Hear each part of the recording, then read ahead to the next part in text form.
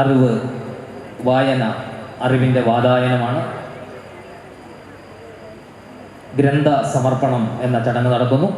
വൈദിക നവോത്ഥാന നായകനും വാഗ്മിയും 106 ഗ്രന്ഥങ്ങൾ വൈദിക സാഹിത്യത്തിൽ രചന നിർവഹിക്കുകയും ദശലക്ഷക്കണക്കിന് ജനങ്ങളെ വൈദിക ആചരണ സംസ്കാര പദ്ധതികളിലേക്ക് പരിവർത്തനം നടത്തുകയും ചെയ്ത കശ്യപ വേദ റിസർച്ച് ഫൗണ്ടേഷൻ കുലപതി ആചാര്യ ശ്രീ രാജേഷ് രചിച്ച 40 പ്രൗഢ ഗ്രന്ഥങ്ങൾ ഹിന്ദുമത മഹാമണ്ഡലത്തിൻ്റെ ഗ്രന്ഥശാലയിലേക്ക് ആചാര്യ ശ്രീ രാജേഷ് ജി സമർപ്പിച്ചിരിക്കുന്നു. ഈ ഗ്രന്ഥങ്ങൾ ഇപ്പോൾ ഇവിടെ കൈമാറുകയാണ്. ആചാര്യ ശ്രീ രാജേഷ് ജിയുടെ ശിഷ്യയും ആചാര്യശ്രീ സ്ഥാപിച്ച വേദവിദ്യാ പ്രകാശൻ്റെ പബ്ലിക് റിലേഷൻസ് ഓഫീസറുമായ ശ്രീമതി രമ്യ അജിത്താണ് ഈ പുസ്തകങ്ങൾ രാജേഷ് ജിക്ക് വേണ്ടി ഇവിടെ കൈമാറുന്നത്. പുസ്തകം കൈമാറുന്നതിനായി ശ്രീമതി രമ്യ അജിത്തിനെയും പുസ്തകങ്ങൾ ഏറ്റുവാങ്ങുന്നതിനായി ഹിന്ദുമത മഹാമണ്ഡലത്തിൻ്റെ പ്രസിഡന്റ് PS നായർ സാറിനെയും ക്ഷണിക്കുന്നു.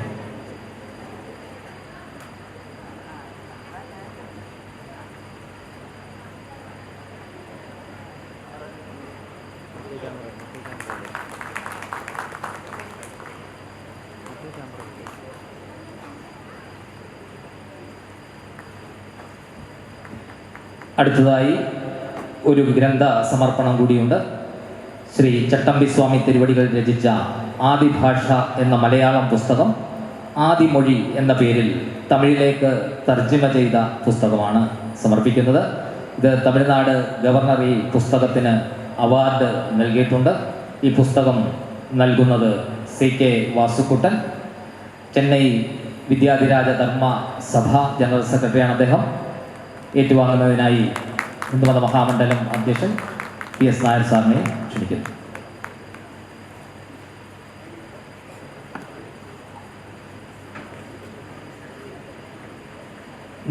ാമത് പരിഷത്തിൻ്റെ 6ാം ദിവസത്തെ പവിത്രമായ ഈ വേദിയിലെ ആധ്യാത്മിക പ്രഭാഷണം ആരംഭിക്കുന്നു.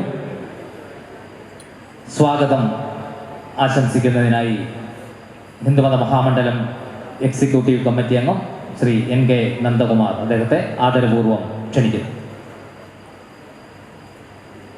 ബഹുമാന്യരെ, 112ാമത് ഹിന്ദുമത പരിഷത്തിൻ്റെ ഇന്നത്തെ പ്രഭാഷണം നടത്തുവാനായി ഇവിടെ എത്തിയിരിക്കുന്നത് പ്രസിദ്ധ വാഗ്മിയും എഴുത്തുകാരനും ചിന്തകനുമായിട്ടുള്ള ശ്രീ കാഭ സുരേന്ദ്രൻ. അദ്ദേഹത്തെ നിങ്ങൾക്കേവർക്കും അറിയാം. ഞാൻ പെട്ടെന്ന് തന്നെ വിഷയത്തിലേക്ക് കടക്കുകയാണ്, കാരണം നമ്മുടെ സമയം അതിക്രമിച്ചു. ഇന്നത്തെ നമ്മുടെ വിഷയം വിദ്യാധി രാജ യുഗം എന്ന വിഷയത്തിനെ കുറിച്ചാണ് ഇവിടെ ഇന്ന് നമ്മളോട് പ്രഭാഷണം നടത്തുന്നത്. ശ്രീ കാഭ സുരേന്ദ്രൻ അവരുകൾ 36 വർഷമായിട്ട് രാഷ്ട്രീയ സ്വയംസേവക സംഘത്തിൻ്റെ പ്രചാരകനായിട്ട് പ്രവർത്തിക്കുന്ന വ്യക്തിയാണ്. ഇപ്പോൾ അദ്ദേഹം RSSൻ്റെ പ്രാന്തീയ കാര്യകാരി അംഗമെന്ന ചുമതലയോടൊപ്പം തന്നെ കുരുക്ഷേത്ര ബുക്സിൻ്റെ മാനേജിംഗ് ഡയറക്ടർ എന്ന ചുമതല കൂടി വഹിക്കുന്നു. 19 വർഷം ഭാരതീയ വിചാര കേന്ദ്രത്തിൻ്റെ സംഘടനാ സെക്രട്ടറിയായിട്ട് പ്രവർത്തിച്ചിട്ടുള്ള അദ്ദേഹമാണ്. ഏതാണ്ട് 11ഓളം ഗ്രന്ഥങ്ങളുടെ കർത്താവ് കൂടിയാണ് അദ്ദേഹം. സ്വാമി വിവേകാനന്ദനും ഭാവി ലോകവും സദ്ഗമയ വൈഭവത്തിലേക്കുള്ള വഴി, ഭീകരവാദത്തിൻ്റെ അടിവേരുകൾ, ഭാരത സ്വാതന്ത്ര്യം, തമസ്കരിക്കപ്പെട്ട ഏടുകൾ, നവോത്ഥാനത്തിൻ്റെ ഇടത് പരിപ്രേക്ഷ്യം, മാപ്പിള കലാപം, മതവെറിയുടെ ചരിത്ര സാക്ഷ്യങ്ങൾ, കേരള നവോത്ഥാനം, ചരിത്രവും വർത്തമാനവും തുടങ്ങി ഏതാണ്ട് 11ഓളം കൃതികളുടെ കർത്താവാണ്. ഭാരതത്തിലുടനീളം പ്രമുഖ നഗരങ്ങളിലൊക്കെ പ്രഭാഷണം നടത്തിയിട്ടുള്ള ആളാണ്. മലയാളത്തിലെ ആനുകാലികങ്ങളിലൊക്കെ ഇന്നും എഴുതിക്കൊണ്ടിരിക്കുന്ന ഒരു എഴുത്തുകാരൻ എന്നുള്ള നിലയ്ക്കും, അതേപോലെ തന്നെ ജനം ചാനലിൽ മൊഴിമുത്തുകൾ എന്ന പേരിൽ അദ്ദേഹം പ്രോഗ്രാം അവതരിപ്പിച്ചിരുന്നു. അമൃത ചാനലിൽ ശ്രേഷ്ഠ ഭാരതം പരിപാടിയിൽ സംവാമൃതത്തിൽ സ്ഥിര പങ്കെടുത്തിരുന്ന ആളായിരുന്നു. നമ്മുടെ തൊട്ടടുത്ത ജില്ലയായ കോട്ടയം ജില്ലയിലെ പൂരപ്പട സ്വദേശിയാണ്. അദ്ദേഹമാണ് ഇന്ന് നമ്മളോടിവിടെ പ്രഭാഷണത്തിനായിട്ട് എത്തിയിരിക്കുന്നത്. അദ്ദേഹത്തെ നിങ്ങളുടെ മുമ്പിൽ പരിചയപ്പെടുത്തുക എന്നുള്ള കർത്തവ്യം ഇവിടെ അവസാനിക്കും. ഞാൻ ചില കാര്യങ്ങളങ്ങ് പറയാം. ചട്ടമ്പി സ്വാമികൾ ഹിന്ദു സമൂഹത്തിന് എന്താണ് നൽകിയത് എന്ന് ചോദിച്ചാൽ ഒറ്റ വാക്കിൽ ആത്മാഭിമാനവും തൻ്റെടവും നൽകി എന്നുള്ളതാണ് ഏറ്റവും പ്രധാനപ്പെട്ട കാര്യം. ആത്മാഭിമാനം അറിവിൽ നിന്നേ ഉണ്ടാവുകയുള്ളൂ. അറിവില്ലാത്തവർക്ക് ബാക്കി എന്തുണ്ടായാലും, സമ്പത്തുണ്ടായാലും ശക്തി ഉണ്ടായാലും സൗന്ദര്യമുണ്ടായാലും എന്തൊക്കെ ഉണ്ടെങ്കിലും അതൊന്നും ആ ആളിനോ സമൂഹത്തിനോ യാതൊരു ഗുണവുമില്ലാത്തതായി മാറും. അതല്ലാതെ തനിക്ക് കിട്ടിയത് ഉള്ളത് ഒക്കെ അവനവനും സമൂഹത്തിനും കുടുംബത്തിനും രാജ്യത്തിനും ലോകത്തിനും ഒക്കെ പ്രയോജനമുള്ളതായി മാറണമെങ്കിൽ അറിവ് ആർജിച്ച് തന്നെ സാധ്യമാവുകയുള്ളൂ. അറിവാണ് ആയുധം, അറിവാണ് ശക്തി, അറിവാണ് സമ്പത്ത്. പണ്ടൊരാള് ഒരു ഭൂമിയും സ്വത്തുമൊക്കെയുള്ള ഒരാളിന് ഭൂമി മറ്റൊരാൾ ഒരു ആധാരമാണ് എന്നും പറഞ്ഞൊരു കടലാസ് കൊണ്ട് കൊടുത്തു. സംഭവം അതിന് പണം പകരം വാങ്ങി. ഇയാളിത് നോക്കിയില്ല. അറിയുന്ന ആളായതുകൊണ്ട് ഇത് ആധാരമാണോ അല്ലയോ എന്ന് നോക്കിയില്ല. അയാളത് മേടിച്ചു വെച്ച് കയ്യിലുണ്ടായിരുന്ന സമ്പത്ത് മുഴുവൻ അയാൾക്ക് കൊടുത്തു. പറഞ്ഞ അവധിക്കും പണം തിരിച്ചു കിട്ടിയില്ല. ഇയാൾ ഈ ആധാരം എടുത്തു നോക്കിയപ്പോൾ അതിനകത്ത് ആധാരമൊന്നുമില്ല. 4 വരി ഉള്ള ഒരു ശ്ലോകം മാത്രമാണുള്ളത്. ഭോജനകാലേ കാകബലിന ശയനേ ഹസ്തതാടനം രാത്രോ വ്യാകരണം കുര്യാ പ്രഥമ കോപം വിനശ്യതി.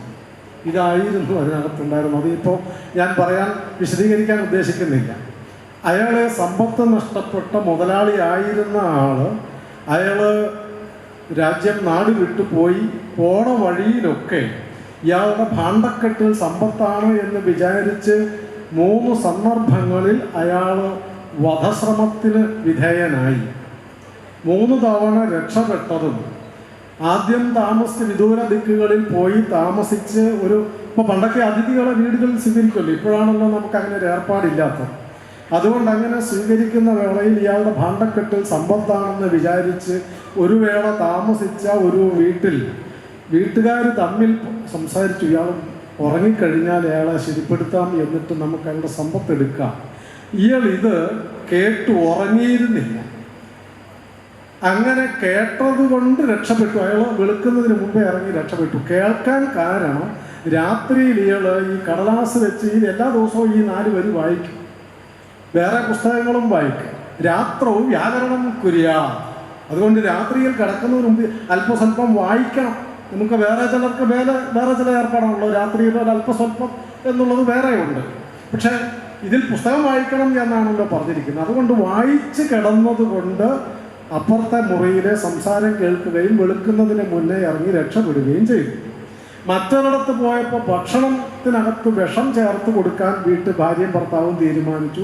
സമ്പത്ത് കിട്ടാൻ, സമ്പത്തുണ്ടെന്നുള്ള ധാരണയിലാണ്. അപ്പോഴാണ് ഇയാൾ എന്ത് ചെയ്തു? ഇതിൽ ആദ്യത്തെ വരി എന്താ? ഭോജനകാലേ കാകബലിന. ഭക്ഷണം കഴിക്കുന്നതിന് മുമ്പ് ആ ഭക്ഷണം ഒരല്പം കാക്കയ്ക്കോ പൂച്ചയ്ക്കോ പക്ഷിമൃഗാദികൾക്ക് കൊടുക്കണം. അതിന് വേറൊരു അർത്ഥമുണ്ട്. ഭൂതയജ്ഞം എന്നൊരു ഏർപ്പാടുണ്ട്. അതുപോലെ പക്ഷേ ഇതിനകത്ത് എഴുതിയിരിക്കുന്നതല്ലല്ലോ. ഭക്ഷണം കഴിക്കുന്നതിന് മുമ്പ് കാക്കയ്ക്ക് കൊടുക്കണം. അപ്പോൾ അയാൾ മുറ്റത്തേക്ക് ഭക്ഷണം എറിഞ്ഞിട്ട് കൊടുത്തു. കാക്ക കൊത്തി അത് അവിടെ പിടഞ്ഞ് വീണും മരിച്ചു. അപ്പോൾ ആദ്യമൊക്കെ മനസ്സിലായത് പഠിച്ചത് കൊണ്ട് ഗുണമുണ്ടായി. ആദ്യത്തെ വരി കൊണ്ട്, രണ്ടാമത്തെ വരി കൊണ്ടും ഗുണമുണ്ടായി. രാത്രവും വ്യാകരണം കുര്യാ ഭോജനകാലെ കാക്കബലിന ശയനെ ഹസ്തതാളം. രണ്ടാമത്തത് കിടക്കുന്നതിന് മുൻപ് ആ തുണിയും കിടക്കയും ഒക്കെ ഒന്ന് എടുത്ത് കുടഞ്ഞിട്ട് വേണം കിടക്കാൻ. അതാണല്ലോ അടുത്ത വരി. ഇപ്പം ഇയാൾ വേറൊരു ദിക്കിൽ ഇങ്ങനെ യാത്ര ചെയ്തപ്പോൾ ഇതേപോലെ ഓരോരുത്തരും പണം വെക്കാനാണല്ലോ നോക്കുന്നത്. ഇയാളുടെ കട്ടില് പോലെ ഇങ്ങനെ വിരിച്ചു കാര്യങ്ങളൊക്കെ. പക്ഷേ അടിയിൽ പലകയൊന്നും ഉണ്ടായിരുന്നു, അതെടുത്ത് മാറ്റി ഇയാൾ എന്നിട്ട് താഴെ ഒരു കിടങ്ങ് പോലെ ആക്കി. അങ്ങനെ പഴയ കാലത്തെ അറയിലേക്ക് വീഴാൻ പാകത്തിന്, അങ്ങനെ അറയിലേക്ക് വീഴാൻ പാകത്തിനാക്കി വെച്ചു. അയാൾ എന്ത് ചെയ്ത് കിടക്കുന്നതിന് മുമ്പ് ഇതൊക്കെ ഒന്ന് എടുത്ത് കുടയണമെന്നാണല്ലോ ഈ 4 വരിയിൽ എഴുതിയിരിക്കുന്നത്. എടുത്ത് കുടഞ്ഞപ്പോൾ ഇതെല്ലാം കൂടെ ഉരുണ്ട് കിടത്ത് താഴോട്ട് പോയി. അയാൾക്ക് മനസ്സിലായി ചതിയായിരുന്നു. അയാൾ അവിടെ നിന്നും രക്ഷപ്പെട്ടു. ഇങ്ങനെ 3 പാഠം കൊണ്ടും 3 തവണ ജീവൻ രക്ഷപ്പെട്ടു. ഇതിനിടയ്ക്കും മാസങ്ങളും വർഷങ്ങളും കടന്നുപോയി. വയസ്സ് കുറേയായി. ഉപേക്ഷിച്ച് പോകുമ്പോൾ ഭാര്യയും കുട്ടിയും വീട്ടിലുണ്ടായിരുന്നു. അപ്പം കാര്യങ്ങളൊക്കെ സമ്പത്ത് പോയെങ്കിലും പാഠം പഠിച്ചല്ലോ കുറേ. ഇനി എന്നാൽ വീട്ടിലേക്ക് പോയിക്കളയാം എന്ന് വിചാരിച്ച് കുറേ വർഷം കഴിഞ്ഞ് നാട് വിട്ട് പോയ ഗോപാലൻ എന്ന് പറയുന്ന ആൾക്കാർ ഇവിടെ ഉണ്ടെങ്കിൽ ക്ഷമിക്കണം, നിങ്ങളെക്കുറിച്ചല്ല. ഗോപാലൻ തിരിച്ചു വന്നു. രാത്രിയിലാണ് അയാൾ എത്തിയത്. രാത്രിയിലെത്തുമ്പോൾ ഉണ്ട് ഭാര്യയുടെ കൂടെ ഒരുവൻ കിടക്കുന്നിടാ. അതുകൊള്ളല്ലോ, ഞാൻ പോയ തക്കത്തിന് ഇവൻ വേറൊരാൾ സംബന്ധം കൂടിയിരിക്കുകയാണ്. ഇനിയിപ്പോൾ എന്ത് ചെയ്യും എന്ന് വിചാരിച്ച അയാൾ പെരയുടെ ചുറ്റും മണ്ടി നടന്നു. എന്ന് കുഞ്ചൻ നമ്പ്യാർ പറഞ്ഞതുപോലെ മണ്ടിയൊക്കെ നടന്നിട്ട് ദേഷ്യം വന്ന് കോടാലിയൊക്കെ എടുത്ത് വീട് വാതിൽ വെട്ടിപ്പൊളിച്ച് അകത്ത് കയറി ഇവനെ വെട്ടിക്കൊല്ലണം എന്ന് വിചാരിച്ച് വാതിൽ തട്ടി തുറക്കാനായിട്ട് ശ്രമിക്കുകയും അകത്ത് നിന്ന് അമ്മ, ആ സ്ത്രീ ഭാര്യ വിളിച്ച് പറഞ്ഞു, എടാ മോനെ എഴുന്നേൽക്ക, അച്ഛൻ വന്നതാ തോന്നുന്നു. എല്ലാ ദിവസവും അച്ഛൻ വരും എന്ന് പറഞ്ഞ് മോനെ പഠിപ്പിച്ചുകൊണ്ടിരിക്കുക വർഷങ്ങളായിട്ട്. അപ്പോഴാണ് ഞങ്ങൾക്ക് മനസ്സിലായത് 4ാമത്തെ വരിയുടെ ഗുണം. പ്രഥമ കോപം വിനശ്ചതി, എടുത്തയാടരുത് എന്നർത്ഥം, അത് അപകടമുണ്ടാകും എന്നതുപോലെ ഈ അറിവാണ് മനുഷ്യനെ ജീവിപ്പിക്കുന്നത്. അറിവില്ലാത്തവന് ഭൂമി ഉണ്ടായിട്ടെന്താ, സമ്പത്തുണ്ടായിട്ടെന്താ, ബാക്കി എന്തുണ്ടായിട്ടെന്താണ് കാര്യം? ഈ അറിവാണ് അഭിമാനം തരുന്നത്. അറിവിൽ നിന്നാണ് ആത്മാഭിമാനം. ആത്മാഭിമാനം എന്നാണ് വാക്കിൻ്റെ വാക്ക് എന്ന് നാം തിരിച്ചറിയണം. ആത്മാഭിമാനം എന്ന് പറഞ്ഞാൽ ആത്മാവിനുള്ള അറിവ്, ആത്മാവിനെ കുറിച്ചുള്ള അറിവ്. ആത്മാവിനെ കുറിച്ചുള്ള അറിവിനെ ആത്മാഭിമാനം ഉണ്ടാവുകയുള്ളൂ. അല്ലാത്തവർക്ക് ആത്മാഭിമാനം. ഇപ്പോൾ തിരുവല്ലയിൽ നിങ്ങൾ പോയാൽ അവിടെ ഒരു വലിയ കടയുടെ മുമ്പിൽ പരസ്യമുണ്ട്, വലിയ ബോർഡ് വെച്ചിട്ടുണ്ട്. അതിൽ ആദ്യത്തെ 2 പടം ഒരു യുവതി, മുടി ഏതാണ്ടൊക്കെ കൊഴിഞ്ഞ ഒരു യുവതിയുടെ പടം, അതിൻ്റെ കൂടെ വേറൊരു ചെറുപ്പക്കാരൻ, കഷണ്ടിയായ, നമ്മുടെ അധ്യക്ഷൻ വയസ്സായത് കൊണ്ടാണ്, അല്ലാത്ത ചെറുപ്പക്കാരനായ ഒരാൾ, കഷണ്ടിയായ ഒരാൾ, ഇങ്ങനെ ഈ ചെറുപ്പം 10-35 വയസ്സേ ഉള്ളൂ. 2 പേരും ഇങ്ങനെ നിരാശരായിട്ടിരിക്കുകയാണ്. എന്താ കാര്യം? സൗന്ദര്യം മുടിയിലാണല്ലോ. അതുകൊണ്ട് അത് പോയതിൻ്റെ സങ്കടത്തിൽ നിൽക്കുന്നു. അടുത്ത 2 കോളത്തിൽ വേറെ 2 പടം നിറച്ച് മുടിയുള്ള സുന്ദരി, അതേ പെണ്ണ് തന്നെയാണ്, നല്ല സാധനം വെച്ചിട്ട് അടിയിൽ പരസ്യം, ഗൾഫ് ഗേറ്റ്, രക്ഷപ്പെട്ടു. അങ്ങനെ നിങ്ങളെല്ലാവരും ഇവിടെ ഇരിക്കുന്നവർ ചിലപ്പോൾ ഗൾഫ് ഗേറ്റിൻ്റെ ആൾക്കാരുണ്ടാവാം. എന്നിട്ട് അടിയിൽ ആത്മവിശ്വാസം വർദ്ധിച്ചു എന്നാണ് എഴുതി വെച്ചിരിക്കുന്നത്. അതെങ്ങനെയാണ് ആത്മവിശ്വാസം വർദ്ധിക്കുന്നതാകുന്നത്? മുടിയിലല്ലേ വിശ്വാസം വർദ്ധിച്ചത്. ആത്മവിശ്വാസം എന്ന വാക്ക് യുക്തിവാദികൾ ഉപയോഗിക്കുന്നു, ആത്മവിശ്വാസം എന്ന വാക്ക് ഭൗതികവാദികൾ ഉപയോഗിക്കുന്നു. ഇവർക്ക് 2 പേർക്കും പറയാൻ അർഹതയില്ലാത്ത 2 വാക്കാണ് ആത്മവിശ്വാസം എന്നുള്ളത്. കാരണം യുക്തിവാദികളും ഭൗതികവാദികളും ആത്മാവിനെ അംഗീകരിക്കുന്നില്ല. ആത്മാവ് എന്ന സങ്കല്പം ഭാരതീയ ഋഷിമാർ കണ്ടുപിടിച്ചതാണ്. ഈ പ്രപഞ്ചം മുഴുവൻ ഒരാത്മാവിനാൽ നിറഞ്ഞു നിൽക്കുന്നു എന്നുള്ളത് ഭാരതീയ ഋഷി പരമ്പരയുടെ സമ്പത്താണ്, അവരുടെ പ്രഖ്യാപനമാണ്. ആത്മാവിനാൽ നിറഞ്ഞിരിക്കുന്നു ഈ മുഴുപ്രപഞ്ചവും, അതൊന്നേ ഉള്ളൂ. അതുകൊണ്ടാണ് ഏകം എന്ന വാക്ക് പറയുവാൻ കാരണം. ഈ ആത്മാവിനെ കുറിച്ചുള്ള അറിവും അതിൻ്റെ അംശമാണ് നാം എന്നുള്ള തിരിച്ചറിവിൽ നിന്നാണ് ഒരു മനുഷ്യന് ആത്മവിശ്വാസം ഉണ്ടാക്കുന്നത്. ഈ ആത്മവിശ്വാസമാണ് ചട്ടമ്പി സ്വാമികൾ ആധുനിക കേരള സമൂഹത്തിന്, വിശിഷ്യ ഹിന്ദു സമൂഹത്തിന് നൽകിയത്. കാരണം അറിവാണല്ലോ ആത്മവിശ്വാസം. വേദം എന്ന് പറഞ്ഞാൽ അറിവ് എന്നാണ് അർത്ഥം. ആ അറിവിനെ പ്രദാനം ചെയ്തു.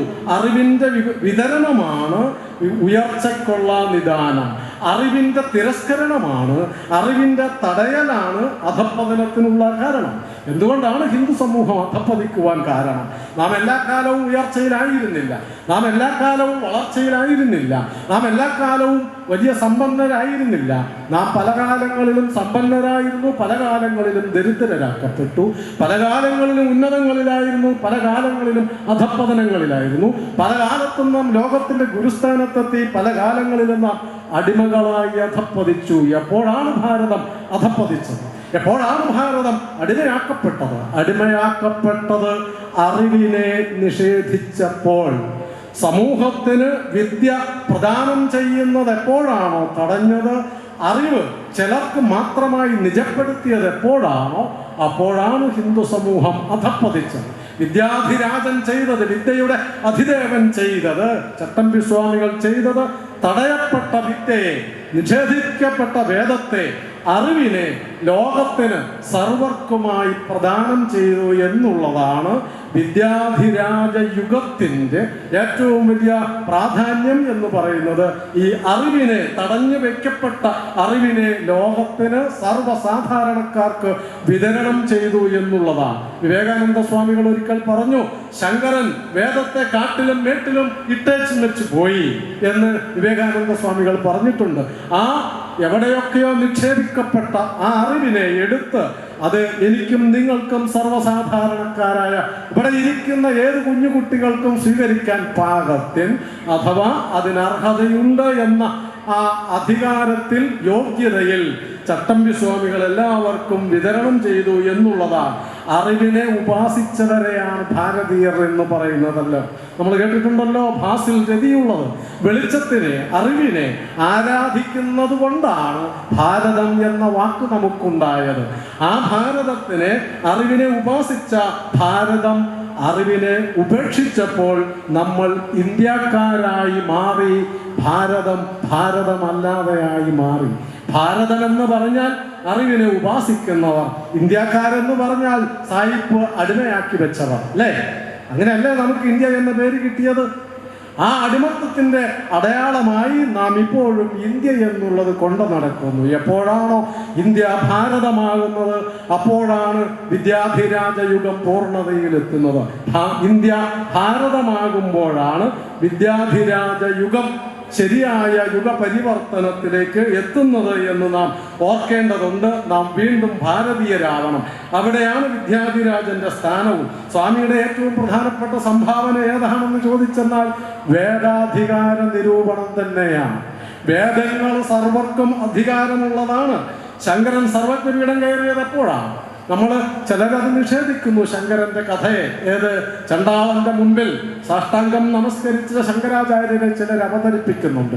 ചില സന്യാസിമാർ അത് അംഗീകരിക്കുന്നില്ല.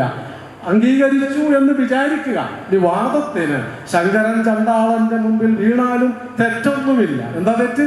ചണ്ടാളനിൽ ഉള്ളതും ഈശ്വരൻ തന്നെയാണെന്ന തിരിച്ചറിവാണല്ലോ അറിവിൻ്റെ പൂർണ്ണത എന്ന് പറയുന്നത്. ആ പൂർണ്ണത നേടിയതിന് ശേഷമാണല്ലോ ശങ്കരൻ സർവജ്ഞപീഠം കയറിയത്. അതുകൊണ്ട് സർവജ്ഞപീഠം കയറിയ ശങ്കരനെ സൃഷ്ടിച്ചതും ഈ വേദം എല്ലാവർക്കുമായി കൊടുക്കുവാൻ, അറിവ് എല്ലാവർക്കും തുല്യമാണ് എന്ന് തിരിച്ചറിഞ്ഞപ്പോഴാണ് വേദം പഠിച്ചിട്ടും അർത്ഥമറിയാതെ ചുമന്ന് നടക്കുന്നവരെ കുറിച്ച് ചട്ടമ്പി സ്വാമികൾ പറഞ്ഞിട്ടുണ്ട്. വേദം ഒക്കെ പഠിച്ചിട്ടുണ്ട്. നമ്മുടെ കേരളത്തിലെ ഒരു വലിയ പ്രധാനപ്പെട്ട നേതാവ് പണ്ടൊരിക്കൽ പറഞ്ഞു, 6 വർഷം എൻ്റെ ജന്മം പാഴായിപ്പോയി. ഞാൻ കുട്ടിക്കാലത്ത് ഈ വേദം കാണാപ്പാടം പഠിച്ച്, എന്താ പഠിച്ചതെന്നും അറിയില്ല, എനിക്ക് അർത്ഥം അറിയില്ല, വീട്ടിൽ നിന്ന് നിർബന്ധിച്ച് പഠിക്കാൻ അയച്ചു എന്നല്ലാതെ അർത്ഥമറിയാതെ 6 കൊല്ലം ഞാനിത് ചൊല്ലി എൻ്റെ ജീവിതം പാഴായി എന്ന് പറഞ്ഞ ഒരു വലിയ നേതാവ് കേരളത്തിലുണ്ടായിരുന്നു. അങ്ങനെ അർത്ഥമറിയാതെ വേദം പഠിച്ച് ചുമന്നു നടക്കുന്നവരെ കുറിച്ച് ചട്ടമ്പി സ്വാമികൾ പറഞ്ഞത് മഹാഭാരതത്തിലെ ഒരു 2 വരി ഉദ്ധരിച്ചിട്ടാണ്. മഹാഭാരതത്തിലല്ല, വേദത്തിലെ സ്ഥാണുരയം ഭാരവാഹ കിരാഭൂത് അധീത്യ വേദം ന വിജാനാദിയോർത്ഥം.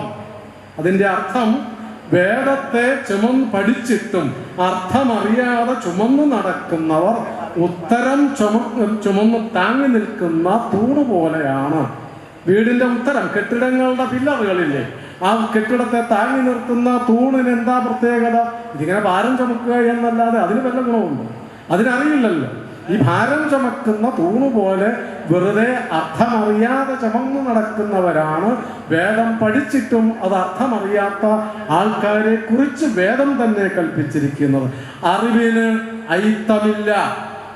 നാം പഠിക്കേണ്ടത്, നാം എപ്പോഴും ഉരുവിട്ട് പഠിക്കേണ്ടത്, നാം സമൂഹത്തിൽ എപ്പോഴും പഠിപ്പിച്ചുകൊണ്ടിരിക്കേണ്ടത്, പുതിയ തലമുറകളെ നാം ഓർമ്മിപ്പിച്ചുകൊണ്ടിരിക്കേണ്ടത്, ജാതിവാദികൾക്കെതിരെ പറഞ്ഞുകൊണ്ടിരിക്കേണ്ടത്, ജാതി വിറ്റുകൊണ്ട് കേരളത്തിൽ വിശേഷിച്ചും സമുദായ സ്പർദ്ധ സൃഷ്ടിക്കാൻ ശ്രമിച്ചുകൊണ്ടിരിക്കുന്നവരുടെ ഉള്ളിലൊക്കെ നാം പറഞ്ഞു കൊടുക്കേണ്ടത് അറിവിന് അയിത്തമില്ല എന്നുള്ളതാണ്. അറിവ് നേടി എന്ന് അവകാശപ്പെടുന്നവരും അയിത്തം കൊണ്ട് നടക്കാൻ പാടില്ലായിരുന്നു. വേദം പഠിച്ചവർ എന്ന് അവകാശപ്പെടുന്നവർ എങ്ങനെയാണ് അയിത്തവാദികളായി മാറിയത്? പാടില്ലായിരുന്നു. കാരണം വിദ്യയുടെ മുമ്പിൽ അയിത്തമില്ല, അറിവിന്റെ മുമ്പിൽ ഉച്ചനീചത്വങ്ങളില്ല. അറിവ് നേടി എന്നുള്ളതിന്റെ അർത്ഥം തന്റെ മുമ്പിൽ ആരും ഈശ്വര സർവഭൂതാനാം ഹൃദ്ദേശേ അർജുന തിഷ്ഠതി എന്ന് ഭഗവത്ഗീത പറഞ്ഞില്ലേ? അർജുന, ഈശ്വരൻ സർവഭൂതങ്ങളുടെയും ജീവജാലങ്ങളുടെയും ഹൃദയാന്തർഗതമായിരിക്കുന്നു. സർവജീവജാലങ്ങളിലും ഇരിക്കുന്നതാണ് ഈശ്വരനെങ്കിൽ മറ്റൊരുവന്റെ ഉള്ളിലെ ഈശ്വരനെ കാണാതെ നീ അങ്ങോട്ട് മാറി നിൽക്കുക എന്ന് പറയുമ്പോൾ എന്താ അർത്ഥം? ആ അറിവ് നേടിയെന്നാണോ അർത്ഥം? അഥവാ ആ അറിവിന് വിരുദ്ധമായി പ്രവർത്തിച്ചു എന്നാണോ അർത്ഥം? അങ്ങനെ അറിവിനെ, മറ്റുള്ള ഒരുവന്റെ ഉള്ളിലെ ഈശ്വരനെ കാണാതെ, അറിവ് തന്നെയാണ് ഈശ്വരൻ, ആ ഈശ്വരനെ കാണാതെ, ആ അറിവിനെ ദർശിക്കാതെ താൻ വേദം പഠിച്ചു എന്ന് കരുതിയിരിക്കുന്നവർ, അവർക്ക് അയിത്തമുണ്ടാകാൻ പാടില്ലായിരുന്നു. സരസ്വതി ദേവിക്ക് അയിത്തമില്ല എന്നർത്ഥം. വേദം അയിത്തത്തെ സാധൂകരിക്കുന്നുവെങ്കിൽ ആ വേദം തിരസ്കരിക്കേണ്ടതാണ്. വേദം എല്ലാവർക്കും യോഗ്യതയില്ല. വേദം ഉൾക്കൊള്ളുവാൻ, വേദം പഠിക്കുവാൻ, വേദം കൊണ്ട് നടക്കുവാൻ എല്ലാവർക്കും അധികാരമില്ല, അവകാശമില്ലാത്തതാണ് വേദമെങ്കിൽ ആ വേദം ആർക്ക് വേണം? വേദം ലോകത്തിനുള്ളതാണ്. വേദം അറിവാണെങ്കിൽ അതെല്ലാവർക്കും ആവശ്യമില്ലേ? ചിലർക്ക് മതി അവകാശം എന്നുണ്ടോ? നമ്മുടെ ജോർജ് ഓർവെൽ എന്ന് പറയുന്ന ഒരു ലോകപ്രശസ്തനായ നോവലിസ്റ്റ് ഉണ്ട്. അയാളുടെ ഒരു പ്രസിദ്ധമായ നോവലുണ്ട്. നിങ്ങളൊക്കെ അത്യാവശ്യം വായിക്കുന്ന ആരെങ്കിലും ഉണ്ടെങ്കിൽ വാങ്ങണം. ചെറിയ പുസ്തകം, മലയാളത്തിൽ കിട്ടും. ആനിമൽ ഫാം എന്നാണ് നോവലിൻ്റെ പേര്. അതിനകത്ത് അതുവരെ ജോൺസ് എന്ന് പറയുന്ന ഒരു മുതലാളി, അയാളുടെ കീഴിലാണ് മൃഗങ്ങളുടെ ഒരു ഫാം ആണ് അയാൾ നടത്തിക്കൊണ്ടിരിക്കുന്നത്. ഇടയ്ക്ക് മൃഗങ്ങൾക്ക് തോന്നി ഞങ്ങൾ അടിമകളാണ് എന്ന് തോന്നി. അതുകൊണ്ട് ഈ ജോൺ എന്ന് പറയുന്ന ബൂർഷ്വായെ ഓടിച്ചിട്ട് നമുക്ക് സ്വാതന്ത്ര്യം നേടണം എന്ന് മൃഗങ്ങളെല്ലാവരും കൂടിയാലോചിച്ച് തീരുമാനിച്ചു. അങ്ങനെ ഒരു വിപ്ലവം നടത്തി. ആ വിപ്ലവത്തിലൂടെ ജോൺസിനെ അടിച്ചു പുറത്താക്കി അവര് സമത്വ സുന്ദരമായ ഒരു പുതിയ രാജ്യം അവർ കെട്ടിപ്പടുത്തു. ഈ ഫാം, ആനിമൽ ഫാം, അങ്ങനെയാണ് അതിൻ്റെ പേര് വന്നത്. അങ്ങനെ സമത്വ സുന്ദരമായി, അപ്പൊ എല്ലാവർക്കും തുല്യമായി കിട്ടും. അതാണല്ലോ സോഷ്യലിസത്തിന്റെ, ഞാൻ രാഷ്ട്രീയം പറഞ്ഞു, സോഷ്യലിസം എന്ന വാക്ക് ഉപയോഗിച്ചതേ ഉള്ളേ. എല്ലാവർക്കും തുല്യത, അതാണല്ലോ അതിൻ്റെ അർത്ഥം. അതുകൊണ്ട് എല്ലാ മൃഗങ്ങളും വിചാരിച്ചു ഇനി വീഴുന്ന പഴങ്ങൾ, മരങ്ങളിൽ നിന്ന് വീഴുന്ന പഴങ്ങൾ, പശുക്കളിൽ നിന്ന് കറന്നെടുക്കുന്ന പാല്, കോഴിയും താറാവും ഇടുന്ന മുട്ട, അങ്ങനെ എല്ലാവർക്കും തുല്യമായി കിട്ടും എന്നാണ് എല്ലാ മൃഗങ്ങളും വിചാരിച്ചു. കാക്കയും പൂച്ചയും ഒക്കെ വിചാരിച്ചു. പക്ഷേ കുറച്ച് നാൾ കഴിഞ്ഞപ്പോൾ ഇതൊന്നും കാണുന്നില്ല. പഴങ്ങളൊക്കെ ആകുന്നത് കാണുന്നുണ്ട്. പക്ഷെ ചില ദിവസം നോക്കുമ്പോൾ, രാവിലെ നോക്കുമ്പോൾ സാധനം ഇതാരാ കൊണ്ടുപോകണം, ഒരു പിടിയും കിട്ടുന്നില്ല. കോഴി മുട്ടയിടുന്നുണ്ട്. അത് കൊക്കക്ക വെക്കുമ്പോൾ മനസ്സിലായി മുട്ടയിട്ടുന്ന് മനസ്സിലായി. പക്ഷെ പിന്നെ നോക്കുമ്പോൾ മുട്ട കാണാനില്ല. അല്ല, പെറുക്കെ സൂക്ഷിക്കുന്നുണ്ട്, മുട്ട കാണാനില്ല. അങ്ങനെ ഓരോന്നും ഇടയ്ക്കതിന് മൃഗങ്ങളുടെ ഇടയിൽ കുശുകുശുപ്പ് തുടങ്ങി. ആഭ്യന്തര കലാപമാണ് കഴിക്കുന്നത്, പന്നികളാണ് കഴിക്കുന്നത്. കാരണം ഞങ്ങളാണ് ബുദ്ധിജീവികൾ. നിങ്ങൾക്ക് വേണ്ട ഉപദേശങ്ങൾ തരുവാൻ, നിങ്ങൾക്ക് വേണ്ട മാർഗനിർദ്ദേശങ്ങൾ തരുവാൻ, നിങ്ങളെ നേരായ വഴിക്ക് നടത്തേണ്ട ഉത്തരവാദിത്വം ഞങ്ങൾക്കാണല്ലോ, ബുദ്ധിജീവികൾക്കാണല്ലോ. അതുകൊണ്ട് നമ്മുടെ കേരളത്തിലെ ഭാഷയിൽ പറഞ്ഞ സാംസ്കാരിക നായകന്മാർക്കാണല്ലോ. അങ്ങനെ നിങ്ങൾക്ക് വേണ്ടി, ഞങ്ങൾക്ക് തീരെ ഇഷ്ടമല്ല കോഴിമുട്ട കഴിക്കാൻ, താറാമുട്ട കഴിക്കാൻ, ഞങ്ങൾക്ക് ഇഷ്ടമല്ല പാല് കുടിക്കാൻ, ഞങ്ങൾക്ക് ഇഷ്ടമല്ല ഈ പഴങ്ങളൊന്നും തിന്നാൻ. പക്ഷെ നിവൃത്തിയില്ല. കാരണം ബുദ്ധി വികസിക്കണേ പാലും പഴവും മുട്ടയൊക്കെ കഴിക്കണം.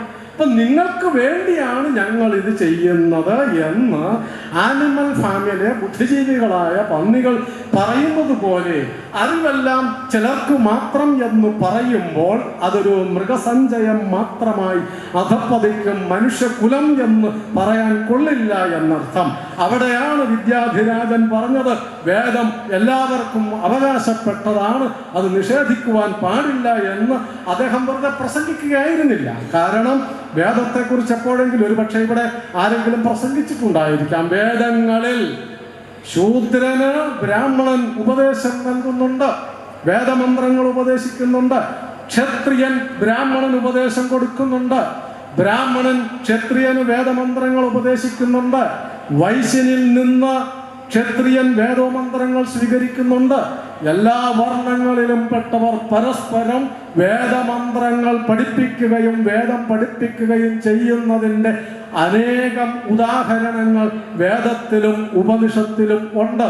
സത്യകാമൻ അച്ഛൻ ആരാണെന്ന് പോലും അറിയില്ല, വർണ്ണം പോലും ഇല്ലാത്തവനാണ് സത്യകാമൻ, ജാബാലയുടെ പുത്രൻ. ആ സത്യകാമനെ ആശ്രമത്തിൽ ശിഷ്യൻ ഗുരുവിന്റെ ഗൗതമന്റെ അടുക്കളയ്ക്ക് വിദ്യ ആരംഭിക്കുവാൻ പോകാൻ തുടങ്ങുമ്പോൾ അമ്മയോട് ചോദിച്ചു അവിടെ ഗോത്രം പറയണം. ഓരോ ഗുരുകുലത്തിലും പോകുമ്പോൾ ഇപ്പോഴത്തെ നിലയിൽ നമ്മൾ രജിസ്റ്റർ ചെയ്യില്ല, പേര് രജിസ്റ്റർ ചെയ്യുന്നത് പോലെ ഗോത്രം പറയണം. ഇന്ന ഗോത്രത്തിൽ ഇന്ന ഋഷിയുടെ കുലത്തിൽ പിറന്ന ഇന്ന അച്ഛൻ്റെ ഇന്ന മകൻ എന്ന് പറയണം. ഇപ്പൊ മകൻ അമ്മയോട് ചോദിച്ചു, അമ്മേ എൻ്റെ അച്ഛൻ ആരാണെന്ന് പറയണം, ഏത് ഗോത്രമാണെന്ന് പറയണം. അമ്മ പറഞ്ഞു, ജബാല പറഞ്ഞു, മോനെ ഞാൻ ഒരു പാവപ്പെട്ട സ്ത്രീയാണെന്ന് നിനക്കറിയാമല്ലോ. ഈ വീടുകളിൽ പല വീടുകളിലും പല പണികളും എടുത്താണ് ഞാൻ നിന്നെ വളർത്തിയത്. അതുകൊണ്ട് പലരും എന്നെ ദുരുപയോഗിച്ചിട്ടുണ്ട്. അവരിൽ ആരാണ് നിന്റെ അച്ഛൻ എന്ന് പറയുവാൻ എനിക്ക് കഴിയില്ല. അറിയാമല്ലോ, മനസ്സിലായല്ലോ അർത്ഥം. അങ്ങനെയുള്ള സത്യകാമൻ ഗുരുവിന്റെ അടുത്ത് ചെന്നു, ചോദിച്ചു നിന്റെ ഗോത്രം ഏതാണ്, നിന്റെ അച്ഛനാരാ? ഇത് രണ്ടും എനിക്കറിയില്ല, അമ്മ ഇങ്ങനെയാണ് പറഞ്ഞു തന്നത് എന്ന് പറഞ്ഞപ്പോൾ ആ ഗൗതമൻ പറഞ്ഞത് സത്യം പറയുന്നവനാണ് ബ്രാഹ്മണൻ. ആരാണ് ബ്രാഹ്മണൻ എന്നുള്ളത്? ഊണൂല് ധരിച്ചവൻ, മന്ത്രം ജപിക്കുന്നവൻ, കുറി തൊട്ടവൻ ഒന്നുമല്ല. ആരാണോ സത്യത്തെ പിന്തുടരുന്നത് അവനാണ് ബ്രാഹ്മണൻ എന്ന് ഗൗതമൻ ബോധ്യപ്പെടുകയും സത്യകാമനെ ശിഷ്യനാക്കി മാറ്റുകയും ചെയ്യുക.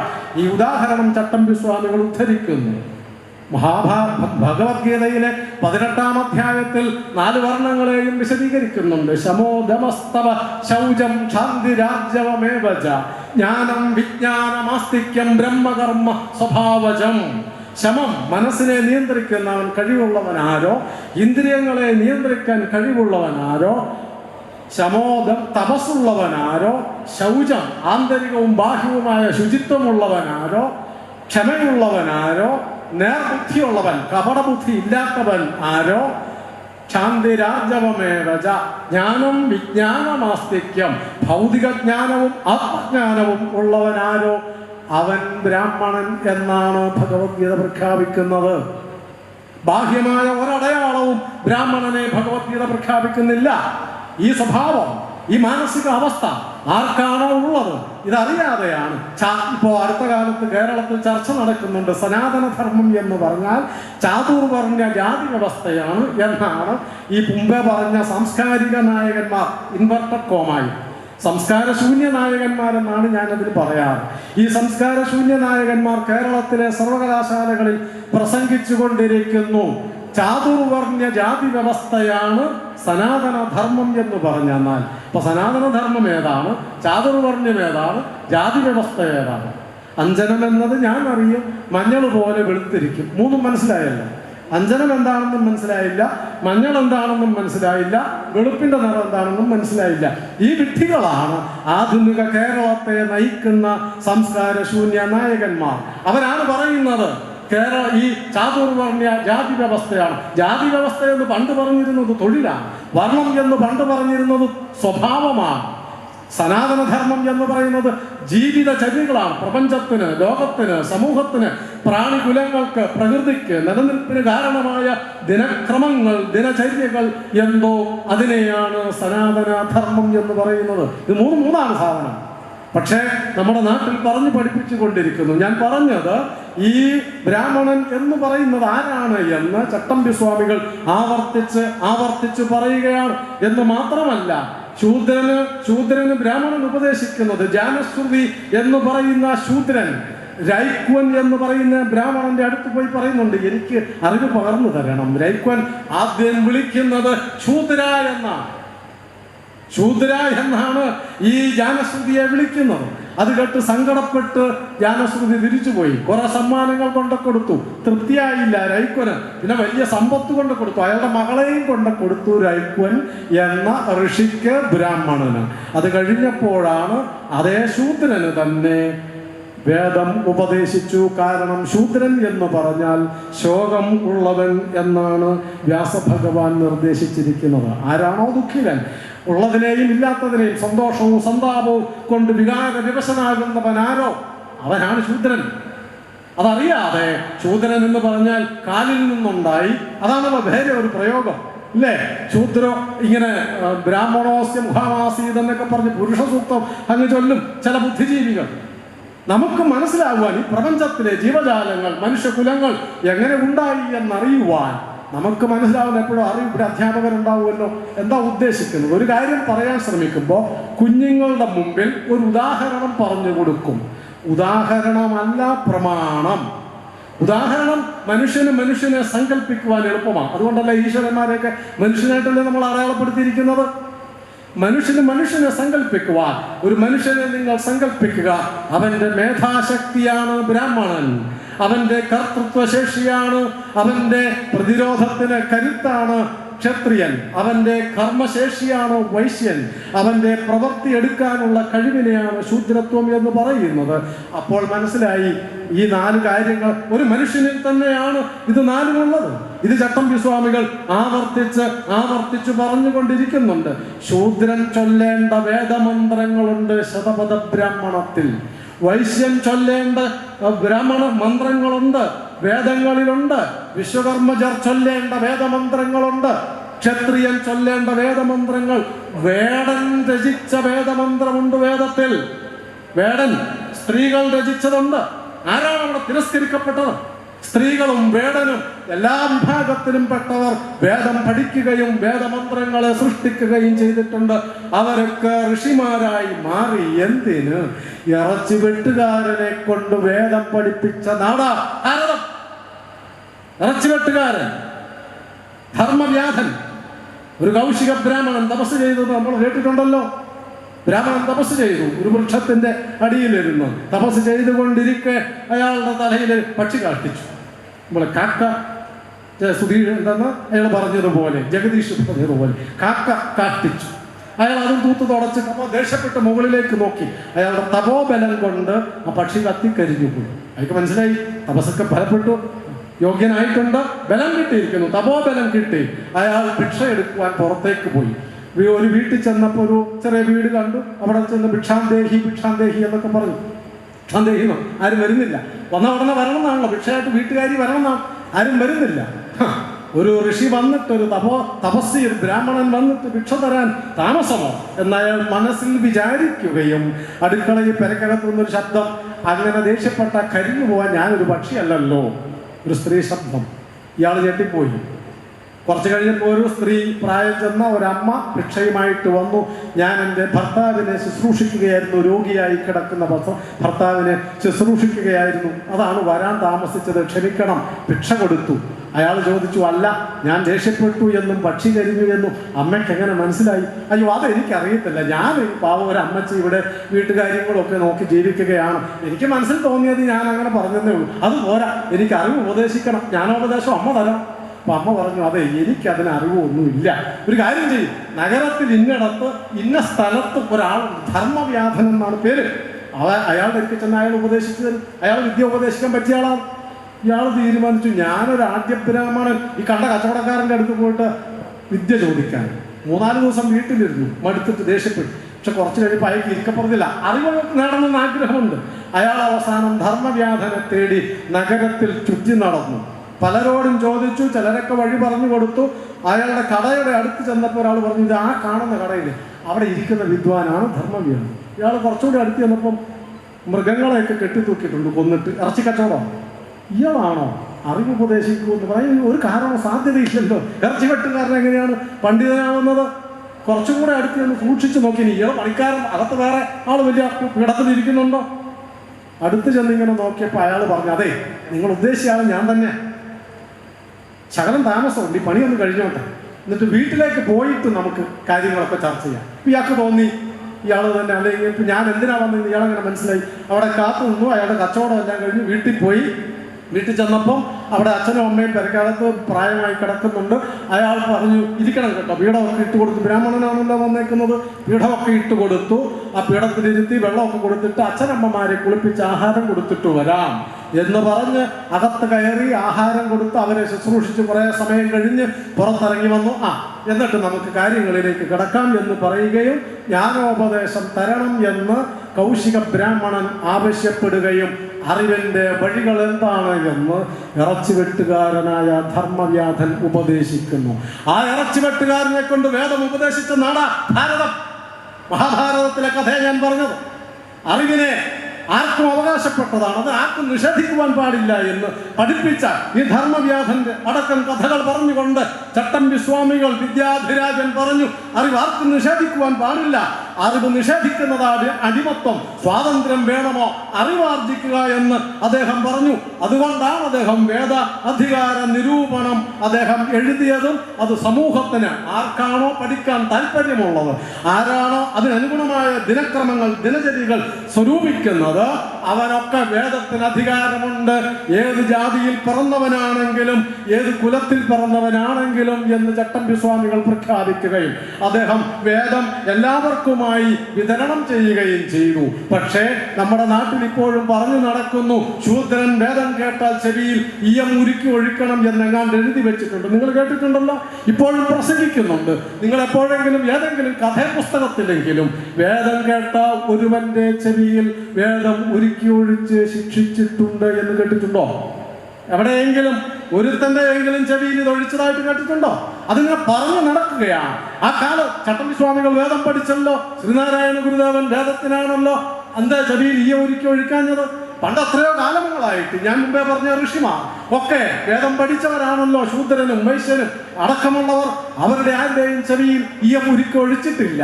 എന്നിട്ട് ഇന്ന് 2024 പറയുകയാണ്, വേദം കേട്ടവന്റെ ചെവിയിൽ ഈയം ഉരുക്കി ഒഴിക്കണം എന്ന് പറഞ്ഞിരുന്ന ഹീനമായ സംസ്കാരമാണ് സനാതന ധർമ്മം.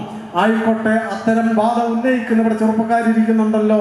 ഒരു ചോദ്യം നിങ്ങൾ തിരിച്ചു ചോദിക്കണം. അങ്ങനെയാണെങ്കിൽ പണ്ട് വേദം നിഷേധിച്ചു, സമ്മതിച്ചു, കെട്ടുപോയി. ഇപ്പോൾ വേദം ആർക്കും പഠിക്കാമല്ലോ. കൊടുക്കാൻ നിങ്ങൾ തയ്യാറാണോ? വേദം ഇന്ന് ആർക്കും പഠിക്കാം. വേദം എവിടെയും സ്വീകരിക്കപ്പെടും. വേദം ആർക്കും ഉൾക്കൊള്ളാൻ സ്വാതന്ത്ര്യമുണ്ട്.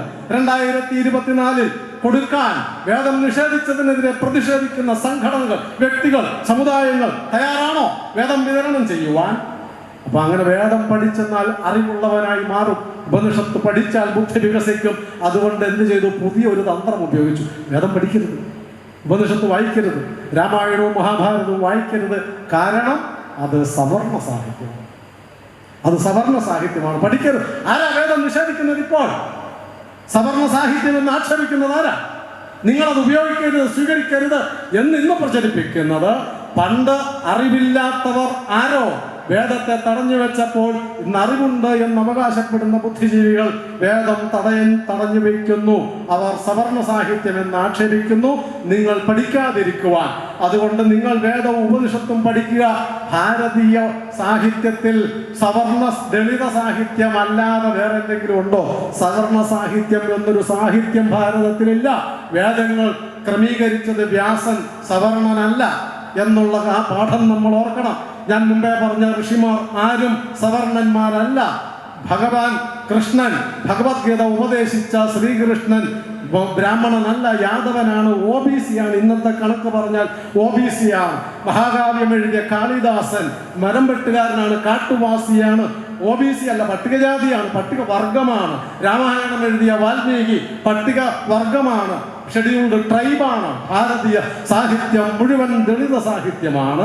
അത് നമുക്കെല്ലാവർക്കും അവകാശപ്പെട്ടതാണെന്നിരിക്കെ അതിനെ തടയുവാൻ ഇന്ന് ബുദ്ധിജീവികളുടെ പേരിൽ അതിനെ നമ്മുടെ പുതിയ തലമുറയോട് പഠിക്കരുത് എന്ന് പറയുന്നവർ അറിവിനെ തടയാൻ ശ്രമിക്കുന്ന പുതിയ രാക്ഷസ ജന്മങ്ങളാണെന്ന് നിങ്ങൾ തിരിച്ചറിയണം. നമ്മുടെ മക്കൾക്ക് അറിവ് നിഷേധിക്കുന്നവർ അവരാണ്. സ്വാമികൾ അറിവാർജിക്കുമ്പോഴാണ് ഒരാൾ ബ്രാഹ്മണനാകുന്നത് എന്ന് പറഞ്ഞല്ലോ. ജന്മനാ ജായതേ ശൂദ്ര കർമ്മണാ ജായതേ ദ്വിജ. വജ്ര സൂചിക ഉപനിഷത്തിലെ വാക്യമാണ് ഈ 2 വരി. ജന്മനാ ജായതേ ശൂദ്ര കർമ്മണ ജായതേ ദ്വിജ. ചട്ടമ്പിസ്വാമികൾ ഈ വരികൾ ഉദ്ധരിച്ചിട്ട് പറയുന്ന ഒരു കാര്യം യുക്തിവാദമാണ്. ജന്മനാൽ എല്ലാവരും ശൂദ്രൻ, കർമ്മം കൊണ്ടാണ് ഒരുവൻ ദ്വിജനായി മാറുന്നത്. ദ്വിജൻ രണ്ടാമത് ജനിക്കുകയാണല്ലോ. നമ്മൾ അങ്ങനെയാണ് ഇപ്പോഴും സമുദായത്തിൽ ചെയ്യുന്നത്. അങ്ങനെയാണ് ചട്ടമ്പിസ്വാമികൾ ചോദിക്കുന്നത്. അങ്ങനെയാണെങ്കിൽ കർമ്മം കൊണ്ടാണ് ഒരാൾ ദ്വിജനായി മാറുന്നതെങ്കിൽ, ജന്മം കൊണ്ട് ആരും ദ്വിജനാവുന്നില്ലെങ്കിൽ കർമ്മം കൊണ്ട് ആർക്കും ദ്വിജനായിക്കൂടെ? കർമ്മം കൊണ്ട് ആർക്കും ദ്വിജനായിക്കൂടെ? ആർക്കാണ് പറയുന്നത്? എല്ലാവർക്കും ദ്വിജനാകാൻ സ്വാതന്ത്ര്യമുണ്ട് ഈ ഉപനിഷത്ത് വാക്യത്തിലൂടെ എന്ന് ചട്ടമ്പിസ്വാമികൾ ആഹ്വാനം ചെയ്യുന്നു, നമ്മളെ ഓർമ്മിപ്പിക്കുന്നു. എന്ന് മാത്രമല്ല, അദ്ദേഹം മറ്റൊരു കാര്യവും ഉദ്ധരിച്ചു. മഹാഭാരതത്തിലെ വേദം കാണാപ്പാഠം പഠിച്ചിട്ടും അതനുസരിച്ച് ജീവിക്കുന്നില്ലെങ്കിൽ അവരെക്കുറിച്ച് ചട്ടമ്പിസ്വാമികൾ ഉദ്ധരിച്ച വാക്യം ഇതാണ്: അധിത്യ വേദാം ചതുരോ ദ്വിജോപി വിദൂരോ ജ്ഞാനസമ്പദ ദ്വിജോപി കർമ്മഹീന സവൈ ബ്രാഹ്മണ ഗർദഭ. വളരെ ക്രൂരമായ ഒരു പ്രയോഗമാണ് നടത്തിയിരിക്കുന്നത്. ചട്ടമ്പിസ്വാമികളല്ല, മഹാഭാരതത്തിൽ വ്യാസൻ ഉപയോഗിച്ചതാണ്. ആ വാക്ക് ചട്ടമ്പിസ്വാമികൾ ഉദ്ധരിച്ചിരിക്കുകയാണ്. അധീത്യ വേദാം ചതുരോ വിദൂരോ ജ്ഞാനസമ്പദ ദ്വിജോപി കർമ്മഹീന സവൈ ബ്രാഹ്മണ ഗർദഭ. പഠിച്ച് സമർത്ഥനായി തെളിഞ്ഞവൻ ജ്ഞാനസമ്പത്താൽ ബ്രാഹ്മണനായിരുന്നാലും, അടുത്തതാണ് ശ്രദ്ധിക്കേണ്ടത്, ധർമാനുഷ്ഠാനം, വേദത്തിൽ അനുശാസിക്കുന്ന ധർമാനുഷ്ഠാനമില്ലെങ്കിൽ അവൻ തന്നെയാണ് ബ്രാഹ്മണ കഴുത. എന്തൊരു ക്രൂരമായ പ്രയോഗമാണെന്ന് ആലോചിച്ചു നോക്കുക. വ്യാസഭഗവാൻ ഉപയോഗിച്ചിരിക്കുന്ന വാക്കാണ്. വേദം ജീവിതത്തിൽ അനുവർത്തിക്കാത്തവൻ അവനെ ബ്രാഹ്മണ കഴുത എന്നാണ് പറയേണ്ടത് എന്ന് അദ്ദേഹം പറഞ്ഞു. ധർമാധിഷ്ഠിതമായ കർമ്മം, അതുകൊണ്ട് മാത്രമേ ഒരാൾ ബ്രാഹ്മണനാകൂ എങ്കിൽ ഓരോ ആളിനും ബ്രാഹ്മണനായി മാറാം. ശൂദ്രോ ബ്രാഹ്മണതാമേതി ബ്രാഹ്മണൈശ്ചൈതി ശൂദ്രത ന ജാത്യ ബ്രാഹ്മണശ്ചാത്ര ഗുണാകല്യാണ കാരണം. അത് മഹാഭാരതത്തിലെയാണ്. ശൂദ്രൻ ബ്രാഹ്മണനായി മാറാം, ബ്രാഹ്മണൻ ശൂദ്രനായി പരിണമിക്കാം. ജന്മമല്ല വർണ്ണത്തിന്റെ അടിസ്ഥാനം എന്ന് മഹാഭാരതം പ്രഖ്യാപിക്കുമ്പോഴും വിദ്യാധിരാജൻ പറഞ്ഞത് തന്നെയാണ് പ്രമാണം. ആരും ജന്മം കൊണ്ട് ബ്രാഹ്മണനോ ശൂദ്രനോ ആയി മാറുന്നില്ല. കർമ്മമാണ് അവനെ ഉയർച്ച താഴ്ചകളിലേക്ക് നയിക്കുന്നത് എന്ന്. അതാണ് വിദ്യാധിരാജ യുഗത്തിൽ എനിക്ക് നിങ്ങളോട് പറയാനുള്ളത്. ഏറ്റവും പ്രധാനപ്പെട്ടത് എന്ത് എന്ന് ചോദിച്ചാൽ, ഈ യുഗം വിദ്യാധിരാജ യുഗം ശതാബ്ദി വർഷമാണല്ലോ ഇത്. ഈ വിദ്യാധിരാജ യുഗാരംഭത്തിൽ നിങ്ങൾ ചെയ്യേണ്ടത്, നിങ്ങൾ ഓരോരുത്തരും ചെയ്യേണ്ടത്, നമ്മുടെ ഈ ജ്ഞാനത്തിനെ എടുത്ത് വിതരണം ചെയ്യുവാൻ, കുടിലിലും ചറ്റക്കുടിലും ചാളകളിലും മീൻ പിടിക്കുന്നവന്റെ ചാളകളിലും പണിശാലകളിലും വഴിയരികിൽ പാക്കും കടലയും വിറ്റ് നടക്കുന്നവന്റെ കുടിലുകളിലേക്ക് വേദത്തെ കൊണ്ടുചെല്ലണം. അത് ചെയ്യുവാൻ അയിരൂരിലുള്ള ചെറുവൽപ്പുഴയിലുള്ള ഹിന്ദു സമൂഹം തയ്യാറാകുമ്പോഴാണ് വിദ്യാധിരാജയുഗം അർത്ഥവത്തായി മാറുന്നത്. മറ്റൊന്ന്, ചട്ടമ്പിസ്വാമികളുടെ ജീവിതത്തിൽ വളരെ നിസാരമെന്ന് തോന്നുന്ന ഒരു കഥ നിങ്ങളെല്ലാവരും കേട്ടിട്ടുണ്ട്. പക്ഷെ അത് നിസാരമല്ല എന്ന് നാം എപ്പോഴെങ്കിലും ചിന്തിച്ചിട്ടുണ്ടോ? അദ്ദേഹം ഈ എഴുമറ്റൂർ ആശ്രമത്തിലിരിക്കുമ്പോൾ ഉറുമ്പുകളോട് വർത്തമാനം പറയുന്നു, നിങ്ങൾ കേട്ടിട്ടുണ്ട്? ആ കഥ കേട്ടിട്ടുണ്ടല്ലോ. ഉറുമ്പുകളോട് വർത്തമാനം പറഞ്ഞു. ഒരു ദിവസം ആർട്ടിസ്റ്റ് KM വർഗീസ്, ചിത്രമെഴുത്ത് KM വർഗീസ് എന്ന, പണ്ട് ഒക്കെ ചിത്രമെഴുത്തുകാരെന്നാണ് പറയുന്നത്, ഇപ്പോഴാണെങ്കിൽ ആർട്ടിസ്റ്റ് എന്നായി. ആർട്ടിസ്റ്റ് KM വർഗീസ് ചട്ടമ്പിസ്വാമികളോട് ചോദിച്ചു. അദ്ദേഹത്തിൻ്റെ ഒരു ശിഷ്യനായിരുന്നു വർഗീസ് ചോദിച്ചു, അല്ല, ഈ ഉറുമ്പുകളോട് വർത്തമാനം പറയുന്നു എന്നൊക്കെ പറയുന്നത് നേരാണോ? നടക്കുന്ന കാര്യമാണ്? നമ്മൾ വിചാരിക്കുന്ന അവർക്ക് മനസ്സിലാവും. അവരെന്താ ചിന്തിച്ചെന്ന് സ്വാമിക്ക് മനസ്സിലാവുന്നുണ്ടെന്നാണല്ലോ പറയുന്നത്. അതെങ്ങനെയാണ്? നടക്കുന്ന കാര്യമാണ്. ഇപ്പം ചട്ടമ്പിസ്വാമികൾ എന്ന് മാത്രമല്ല, വേറെയും ഒത്തിരി അനുഭവങ്ങൾ ചട്ടമ്പിസ്വാമികളുടെ ജീവിതത്തിൽ പറഞ്ഞിട്ടുണ്ട്. പന്മന ആശ്രമത്തിലിരിക്കുമ്പോൾ ഇടയ്ക്ക് ചില ദിവസം രാവിലെ നടക്കാൻ പോകും. ആശ്രമത്തിലല്ല, പന്മനയിൽ താമസിക്കുമ്പോൾ നടക്കാൻ പോയിട്ട് തിരിച്ചു വരുമ്പോൾ ഒരു കാലിൽ ഒരു നനവ് കാണാം, മുട്ടിൻ്റെ താഴെ കുറച്ച് നനഞ്ഞിരിക്കുന്ന. പലരും ഇതെന്തോ ഈ ഒരു കാലിൽ ഇങ്ങനെ നനഞ്ഞിരിക്കുന്നു. ഒരു ദിവസം ആരോ ധൈര്യം വീണ്ടിട്ട് ചോദിച്ചു, അല്ല, ഇതെങ്ങനെ ഈ കാലിൻ്റെ ഈ കണ്ണയുടെ ആ ഭാഗത്ത് ഇങ്ങനെ നനഞ്ഞിരിക്കുന്നത്? ചിലർ പോയി ഒളിഞ്ഞു നോക്കി. രാവിലെ സ്വാമിയുടെ പിന്നാലെ പോയി സ്വാമി ഒരിടത്ത് ഇങ്ങനെ ഇരിക്കുക. അപ്പോൾ ഉണ്ട് ഒരു പാമ്പ് വന്നിട്ട് കാലയിൽ ചുറ്റി ഇങ്ങനെ ഇരിക്കുന്നു. എന്തൊക്കെയോ സ്വാമി മിണ്ടുന്നുണ്ട്, വർത്താനം പറയുന്നുണ്ട്. കുറേ സമയം കഴിഞ്ഞവൻ ഇറങ്ങിപ്പോയി. ഈ പാമ്പ് ചുറ്റിയതിൻ്റെ നനവാണ് കാലി. അപ്പം അതിങ്ങനെ നടക്കുന്നു. സ്വാമിയോട് ചോദിച്ചു, ഇതൊക്കെ നടക്കുന്ന കാര്യമാണ്, ഇതെന്താ സംഭവം? വേറെ ഒരു കഥ എന്തായാലും ഇവിടെ പറഞ്ഞിട്ടുണ്ടോ? പക്ഷേ നായ്ക്കൾക്ക് ചാപ്പാട് കൊടുത്ത കാര്യം ഇവിടെ പറഞ്ഞിട്ടുണ്ടാവില്ല. പട്ടി സദ്യ ഇവിടെ ഇല്ലാന്ന് വിചാരിക്കുന്നു. പത്തനംതിട്ടയൊക്കെ ഉണ്ടാവും എന്തായാലും, അല്ലേ? സർക്കാർ ഉദ്യോഗസ്ഥന്മാർ കൈക്കൂലി വാങ്ങുന്നവരൊക്കെ ഉണ്ടാവും. ചട്ടമ്പിസ്വാമികളോട് ചോദിച്ചല്ലോ, ആരാ ഈ നായ്ക്കളൊക്കെ ആരാന്ന് ചോദിച്ചപ്പോൾ കഴിഞ്ഞ ജന്മത്തിൽ അവരൊക്കെ സർക്കാർ ഉദ്യോഗസ്ഥന്മാരായിരുന്നു, കൈക്കൂലി വാങ്ങിച്ചവരാണ്. അതുകൊണ്ടാണ് അദ്ദേഹത്തിനൊരു വലിയ പണക്കാരൻ സദ്യ കൊടുത്ത കഥ വിശദീകരിക്കുന്നില്ല, നിങ്ങൾക്കറിയാം. എന്നതുപോലെ ഈ പട്ടിയോടും പാമ്പിനോടും ഉറുമ്പിനോടും ഒക്കെ എങ്ങനെയാണ് വർത്തമാനം പറയുന്നത് എന്ന് ചോദിച്ചപ്പോൾ ചട്ടമ്പിസ്വാമികൾ പറഞ്ഞത്, ഇവിടെ ഇരിക്കുന്ന അറിവ് തേടിക്കൊണ്ടിരിക്കുന്ന യുവതീ യുവാക്കളും കൊച്ചുമക്കളും പ്രത്യേകം ശ്രദ്ധിക്കേണ്ടതാണ്. അദ്ദേഹം പറഞ്ഞത്, നാം അവയെ സ്നേഹിച്ചാൽ മതി, അവയ്ക്ക് നമ്മളുടെ മനസ്സിലാവും. നമ്മുടെ മനസ്സും അവരുടെ മനസ്സും ഒന്നാകും. പ്രപഞ്ച മനസ്സ് എന്നാണ് അതിന് പറയുന്നത് എന്ന് ചട്ടമ്പിസ്വാമികൾ പറഞ്ഞു. പ്രപഞ്ച മനസ്സ്, ശ്രദ്ധിക്കണം, പ്രപഞ്ചബോധം. ആധുനിക ഊർജതന്ത്രജ്ഞന്മാർ, അത്യന്താധുനിക ശാസ്ത്രജ്ഞന്മാർ ഇന്ന് പറഞ്ഞുകൊണ്ടിരിക്കുന്ന കാര്യമാണ്. പ്രപഞ്ചം മുഴുവൻ അഖണ്ഡമായ ബോധത്താൽ ആമഗ്നമാണ്. കോൺഷ്യസ്നെസ്, യൂണിവേഴ്സൽ കോൺഷ്യസ്നെസ് മൈൻഡ് എന്നുള്ള പ്രയോഗം ആധുനിക ശാസ്ത്രജ്ഞന്മാരും തത്വശാസ്ത്രജ്ഞന്മാരും ഉപയോഗിക്കുന്ന വാക്കാണ്. അതാണ് 100-150 കൊല്ലം മുൻപ് ചട്ടമ്പിസ്വാമികൾ പറഞ്ഞത്. പ്രപഞ്ചത്തിനൊരു മനസ്സുണ്ട്, പ്രപഞ്ചത്തിനൊരു ബോധമുണ്ട്. ആ ബോധവുമായി താതാത്മ്യം പ്രാപിച്ചാൽ, ആ പ്രപഞ്ച മനസ്സുമായി താതാത്മ്യം പ്രാപിച്ചാൽ പിന്നെ സർവ്വജീവജാലങ്ങളുടെയും ചലനം, അവയുടെ ചിന്തകൾ നമ്മിലേക്ക് സന്നിവേശിപ്പിക്കും. ഇതാ നിങ്ങൾ കേട്ടിട്ടുണ്ടല്ലോ, ഇപ്പോൾ പുതിയ ഒരു യന്ത്രം ഏതോ അമേരിക്കയിലോ മറ്റൊരാൾ കണ്ടുപിടിച്ചല്ലോ, തലച്ചോറിൽ വെക്കുന്ന ഒരു ചിപ്പ്, ടെലിപ്പതി. ഞാൻ എൻ്റെ കുട്ടിക്കാലത്ത്, നിങ്ങൾ വായിച്ചിട്ടുണ്ടാവും, പത്രത്തിൽ വരുമായിരുന്നല്ലോ, മാന്ത്രികനായ മാൻഡ്രേക്ക്. കഴിച്ചിട്ടുണ്ട്. അത് കാണാൻ വേണ്ടി മാത്രം നമ്മൾ പത്രം വായിക്കും. ആ മാൻഡ്രേക്കിൽ എന്താ, ലൂസിഫർ ഇങ്ങനെ ചില അഭ്യാസങ്ങളൊക്കെ കാണിക്കുമ്പം മാൻഡ്രേക്ക് ഇങ്ങനെ എന്തോ ചിലത് കാണിക്കുന്നതാണ്. ഇങ്ങനെ ആകാശത്തൂടെ ഒഴുകി പോകുന്നതൊക്കെ നമുക്ക് ചിത്രങ്ങളിലൂടെ മനസ്സിലായി. അന്ന് അതിൽ ഞാൻ വായിച്ചിട്ടുണ്ട് ടെലിപ്പതി എന്നൊരു വാക്ക്. ടെലിപ്പതി, ഇവിടെ ഇരുന്ന് ചിന്തിക്കുന്ന ചിന്തകൾ വിദൂര ദിക്കുകളിൽ മറ്റൊരുവന്റെ മനസ്സിലേക്ക് സന്നിവേശിപ്പിക്കുവാനുള്ള കഴിവിനെയാണ് ടെലിപ്പതി എന്ന് ആധുനിക ശാസ്ത്രജ്ഞന്മാർ പറയുന്നത്. ആ ടെലിപ്പതിയെ ഇന്ന് കണ്ടുപിടിച്ചിരിക്കുന്നു. ഞാൻ ചിന്തിക്കുമ്പോൾ തന്നെ അതെൻ്റെ മൊബൈലിൽ, എൻ്റെ യന്ത്രങ്ങളിൽ, എൻ്റെ കമ്പ്യൂട്ടറിൽ വരുമെങ്കിൽ അമേരിക്കയിൽ ഇരുന്ന് ചിന്തിക്കുന്നവന്റെ ചിന്ത ചെറുവാൽപ്പുഴയിൽ ഇരിക്കുന്ന നമ്മുടെ ഉള്ളിലേക്ക് വരുത്താൻ കഴിയും. അതിനെയാണ് വിദ്യാധിരാജൻ പറഞ്ഞത്, പ്രപഞ്ച മനസ്സ് ഒന്നാവുക എന്നുള്ളത്. അത് സാധ്യമാണ്, എനിക്കും നിങ്ങൾക്കും സാധ്യമാണ്. ഈ പ്രപഞ്ചത്തിന്റെ മനസ്സുമായി താതാത്മ്യം പ്രാപിച്ചാൽ പിന്നെ രണ്ടാമതൊന്നില്ല. അതിനെയാണ് അദ്വൈതം എന്ന് പറയുന്നത്. ചട്ടമ്പിസ്വാമികൾ പറഞ്ഞത് ഈ യൂണിവേഴ്സൽ മൈൻഡ്, ആ കഥ ഉപയോഗിച്ചില്ല, പ്രപഞ്ച മനസ്സായി മാറില്ല. എനിക്കും നിങ്ങൾക്കും അത് കഴിയും. അങ്ങനെ പ്രപഞ്ച മനസ്സുമായി താതാത്മ്യം പ്രാപിച്ചാൽ, അങ്ങനെ താതാത്മ്യം പ്രാപിക്കുന്നതിനെയാണ് മനുഷ്യ വികാസം എന്ന് പറയുന്നത്. പ്രപഞ്ച മനസ്സിലേക്ക് മനുഷ്യ വികാസം. നിങ്ങൾ നിങ്ങളുടെ മക്കളെയൊക്കെ പഠിപ്പിക്കാൻ അയക്കുന്നുണ്ടല്ലോ, വലുതാകുവാൻ. എന്താകുവാനാണ് മക്കളെ അയക്കുന്നത്? നിങ്ങൾ കോംപ്ലാൻ കലക്കി കൊടുക്കുന്നുണ്ടല്ലോ, ബോറൻവിറ്റ കലക്കി കൊടുക്കുന്നുണ്ടല്ലോ. ബോൺവിറ്റ എന്നല്ല, അത് എഴുതിയിരിക്കുന്ന ബോറൻവിറ്റ, BOURN എന്നാണ്. ബോറൻ ആയി, ബോറികളായി മാറും നമ്മുടെ മക്കൾ അത് കഴിച്ചിട്ട്. അങ്ങനെ ബോറികളുമായി മാറാൻ വേണ്ടി കലക്കി കൊടുക്കുമ്പോൾ അവരുടെ ഉടൽ ഇങ്ങനെ വലുതാവും. ഞാൻ ഇന്നലെ ഒരു 5 കൊല്ലം മുമ്പ് കണ്ടൊരു പയ്യനെ ഇന്നലെ കണ്ടു. 5 കൊല്ലം മുമ്പ് അവനിങ്ങനെ മെലിഞ്ഞ് ഇങ്ങനെയായിരുന്നു. ഇന്നലെ കണ്ടപ്പോൾ നല്ല പൊക്കോം തടിയൊക്കെ. ഞാൻ ചോദിച്ചു, എത്രയായി? 1 കിൻഡലായോ? 97 ചേട്ടാ. ഏത് പ്രായമല്ല, തൂക്കം 97, 3 കിലോ കൂടി ആയ 1 കിൻഡലായി. 1 കിൻഡൽ ഇറച്ചി. അതാണല്ലോ വളർച്ച എന്ന് നാം പറയുന്നത്. വളർച്ച എന്ന് പറയുന്നത് ശാരീരികമാണ്, ഭൗതികമാണ്, ബാഹ്യമാണ്. മനുഷ്യനായി മാറണമെങ്കിൽ മനോവികാസം ഉണ്ടാവണം. മനസ്സിൻ്റെ വികാസമാണ് മനുഷ്യൻ്റെ വികാസം. മനസ്സിൻ്റെ വികാസമാണ് മനുഷ്യത്വത്തിൻ്റെ വികാസം. മനസ്സിൻ്റെ വികാസം എന്ന് പറഞ്ഞാൽ ഉൾക്കൊള്ളുവാനുള്ള കഴിവിനെയാണ്.